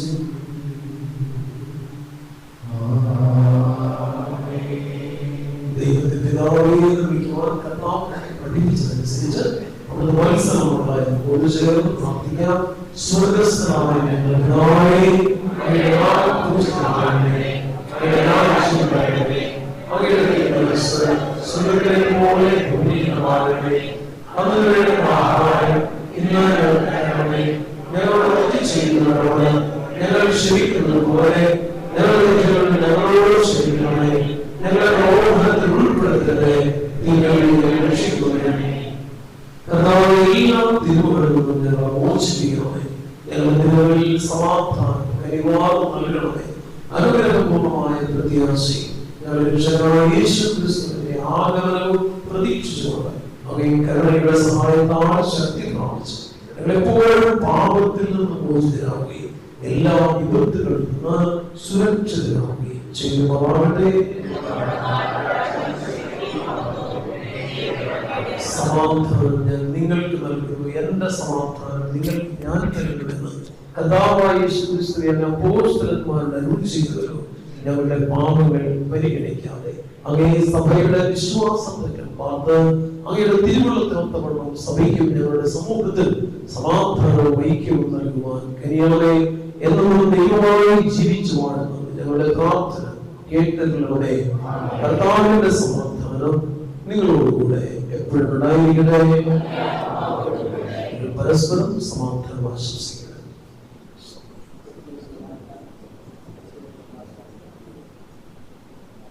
ലോകത്തിന്റെ പാപമേഖലയുടെ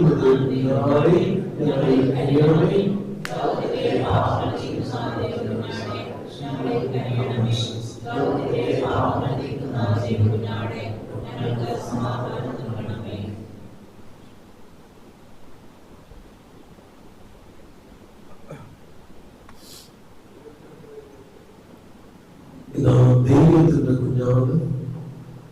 ലോകത്തിന്റെ പാപങ്ങൾ നീക്കുന്നത്. കുഞ്ഞാടിന്റെ വിരുന്ന് ക്ഷണിക്കപ്പെട്ടിരിക്കുന്ന നാം അനുഗ്രഹീത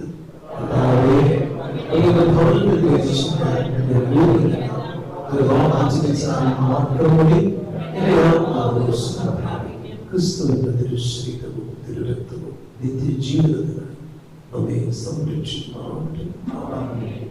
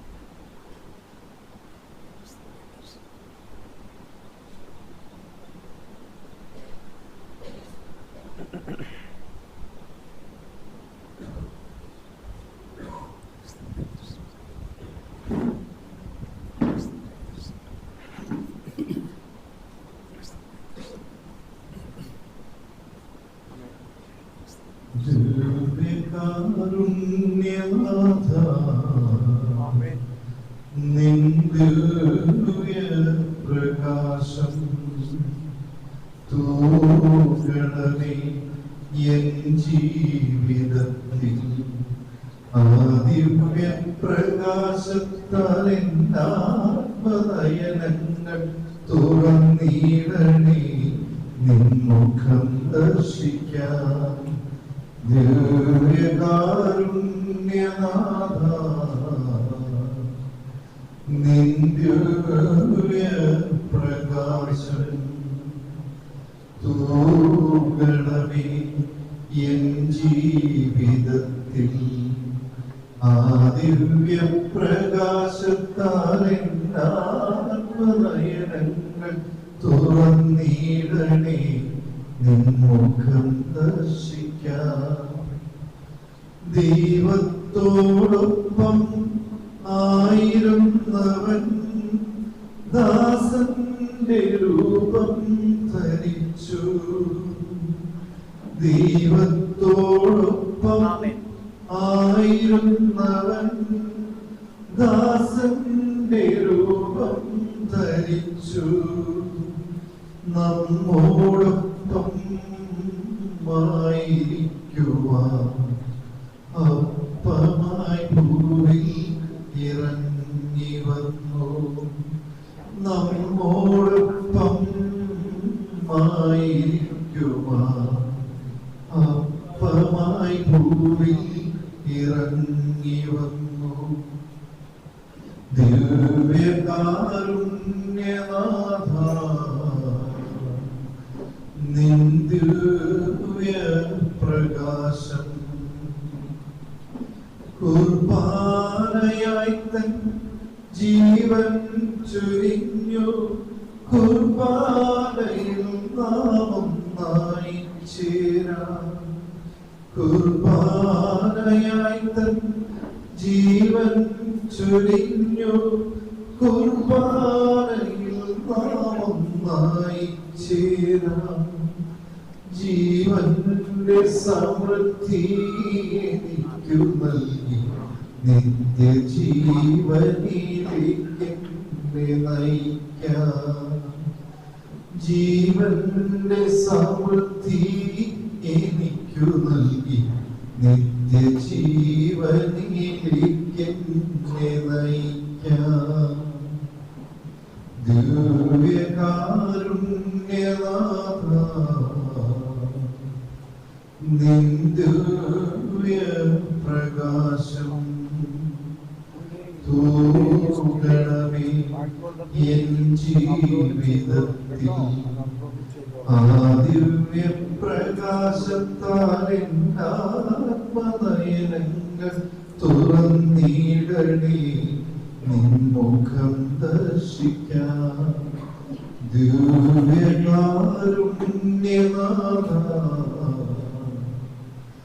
നിൻ ദിവ്യ പ്രകാശം തൂകണമേ എൻ ജീവിതത്തിൽ ആ ദിവ്യ പ്രകാശത്താൽ ആത്മനയനങ്ങൾ തുറന്നിടണേ നിൻമുഖം ദർശിക്കാം.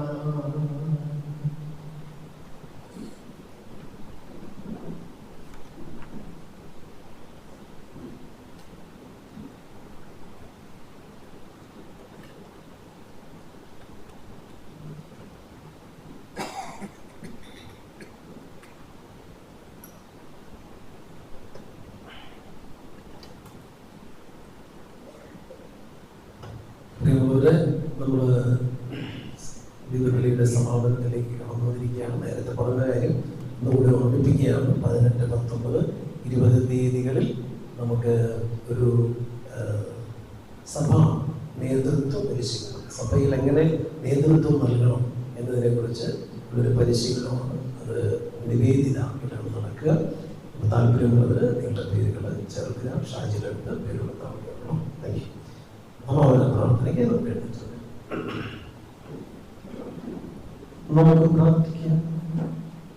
കർത്താവേ, ഞങ്ങൾ ആചരിച്ച ദിവ്യരഹസ്യങ്ങൾ ഞങ്ങൾക്ക് ഫലദായകമാക്കി മാറ്റണം. നശ്വരമായ വഴികളിലൂടെ ചരിക്കുന്ന ഞങ്ങൾ ഈ ദിവ്യരഹസ്യങ്ങളുടെ സ്വർഗീയമായ കാര്യങ്ങളിൽ തൽപരരാകുന്നത് അനശ്വരമായവയെ മുറുകെ പിടിക്കുന്നതിനും അങ്ങ് സഹായിക്കണം. ഞങ്ങളുടെ കർത്താവായ ക്രിസ്തു വഴി ഞങ്ങൾ സമർപ്പിക്കുന്ന പ്രാർത്ഥന കേട്ടരുളേ. കർത്താവ് നിങ്ങളോടുകൂടി സർവശക്തനായ ദൈവം പിതാവ് പുത്രൻ പരിശുദ്ധാത്മാവ് നിങ്ങളെ അനുഗ്രഹിക്കുമാറാകട്ടെ.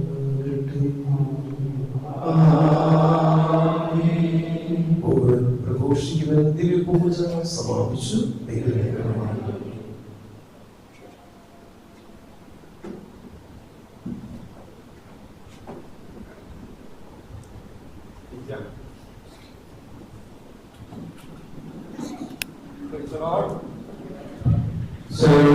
വളരെ മനോഹരമായി എനിക്കറിയില്ല. രാവിലെ പ്രഭാതത്തിലെ പ്രാർത്ഥനയുടെ സമയത്ത് ഈ ഒരു വചനം 54, 59, 21 അച്ഛനോട് പറയണമെന്ന് ഈശോ ഓർപ്പിച്ചത് കൊണ്ടാണ് എനിക്കറിയാം. അച്ഛൻ അച്ഛൻ തുടങ്ങി ഉടമ്പടിയിലെ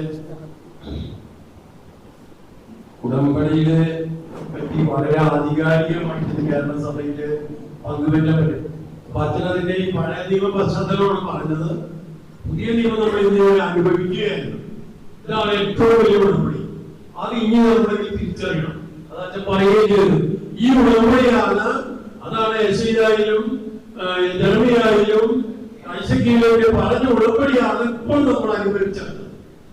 ഈ ഉടമ്പടിയിൽ കഴിഞ്ഞ് വേറൊരു ഉടമ്പടിയില്ല എന്ന് അച്ഛൻ അസത്യമായി പറയുമ്പോൾ അത് നമ്മൾ അനുഭവിച്ചറിയണം. ഇപ്പൊ നമ്മൾ ഉള്ളിൽ വന്നിരിക്കുന്ന ഈശോയുമായിട്ടുള്ള ഇന്നലെ പറഞ്ഞ ഈശോ നമ്മുടെ ഉള്ളിൽ വന്നു കഴിഞ്ഞ് നമ്മൾ ഈശോയ്ക്കണം. ഇതാണ് ഏറ്റവും വലിയ ഉടമ്പടി. ഇത്രയും ആധികാരികമായിട്ട് ഇത്രയും വളരെ മനോഹരമായിട്ട് അച്ഛൻ പങ്കുവച്ചതിനെ ഓർത്ത് നന്ദി പറയാൻ കാരണം ഇതാണ് നമ്മൾ എപ്പോഴും ഈശോയെ ശ്രമിക്കുക. പ്രഭാതത്തില് എന്നെ വിളിച്ച് ഏകദേശം ഒരു 4 മണിക്ക് തന്നെ ഈ ഒരു വചനം കാണിച്ചിട്ട് പറഞ്ഞു. ഞാൻ അപ്പം തന്നെ സഭാശകരോട് പറഞ്ഞു, ഈ ഒരു വചനമാണ് ഈശോ പറയുന്നത്, അച്ഛനെ ഇട്ടുകൊടുക്കുക, അച്ഛൻ പിന്നെ പരിശുദ്ധാത്മാവ് നയിക്കട്ടെ. തീർച്ചയായിട്ടും കർത്താവ് പറയുന്ന ഓരോ കാര്യങ്ങളും നമ്മൾ ശ്രമിച്ച് അതനുസരിച്ച് പ്രവർത്തിക്കുമ്പോൾ സഭയുമായി കൃപ ചെയ്യും. അതാണ് നമ്മളിവിടെ കണ്ടത്. വളരെ സമയം പോലെ നമ്മൾ ആരാണെങ്കിൽ ഇത്രയും സമയം ആ പുതിയ ഉടമ്പടി അനുഭവിക്കുകയും പഴയ ഉടമ്പടിയുടെ പശ്ചാത്തലം പങ്കുവെക്കുകയും ഒക്കെ ചെയ്തുകൊണ്ട് അച്ഛനോട് നേരത്തെ POC ഡെപ്യൂട്ടി ഡയറക്ടർ ആയിരുന്നു.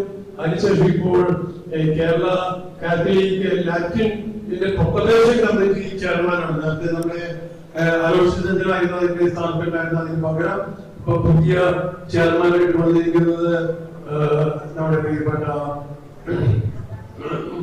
അച്ഛനാണ്. അച്ഛന്റെ എല്ലാ ശുശ്രൂഷകളെയും പ്രത്യേകിച്ച് അച്ഛൻ എന്നോട് ഷാജി പറഞ്ഞു, അടുത്ത 18, 19, 20 തീയതികളിൽ നിവേദിതയിൽ വെച്ച് നടക്കുന്ന തോമസ് പുൽപ്പതന്റെ ജ്ഞാനം, ആ ജ്ഞാനത്തിന്റെ ഫോക്കസ് ഇതാണ്, പേഴ്സണൽ ദൗത്യം. ഈ നാളുകളിൽ നമ്മൾ ഇറങ്ങിച്ചെന്ന് പറഞ്ഞു. നമ്മള് 2000 വർഷത്തെ ചരിത്രം പേരുന്ന ഭാരതസഭ ഇന്ന് 100% നമ്മൾ ചിന്തിക്കുമ്പോൾ ഈ 97%യും യേശുവിനെ അറിയിക്കാനുള്ള, യേശു ഏകരക്ഷകനാണെന്നും ലോകരക്ഷകനാണെന്നുള്ള സത്യം അറിയിക്കാനുള്ള ഉത്തരവാദിത്വം, കടമയും നമുക്കിവിടെ മനസ്സിലാക്കിക്കൊണ്ട് ഈ നാളുകളിൽ നമ്മൾ ഓരോരുത്തർ അപ്പസ്തോലപ്രവർത്തനം 20:20 പറയുന്ന പോലെ കർത്താവ് സ്വന്തം രക്തത്താൽ നേടിയെടുത്ത ദൈവത്തിന്റെ സഭയെ പരിപാലിക്കാൻ പരിശുദ്ധാത്മാവ് യോജിക്കുന്ന അജപാലനാണ് നിങ്ങൾ. ആ ഒരു ബോധ്യത്തോടുകൂടി കർത്താവിന്റെ ശുശ്രൂഷയുള്ള കൃപാവനം നമ്മിലേക്ക് ചൊല്ലിയിട്ടെന്ന് പ്രാർത്ഥിക്കുന്നു. അച്ഛന്റെ എല്ലാ ശുശ്രൂഷകളെയും അനുഗ്രഹിക്കണമെന്ന് പ്രാർത്ഥിച്ച് നമുക്ക് സ്തുതിച്ച് പ്രാർത്ഥിക്കുന്നു.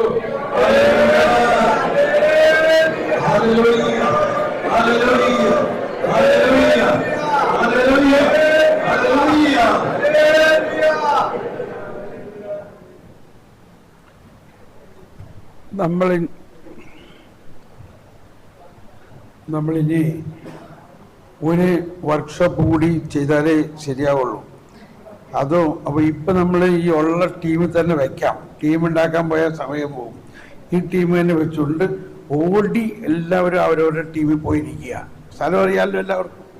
എന്നിട്ട് ഞാൻ പറയാം എന്താണ് ചെയ്യേണ്ടതെന്നുള്ളത്.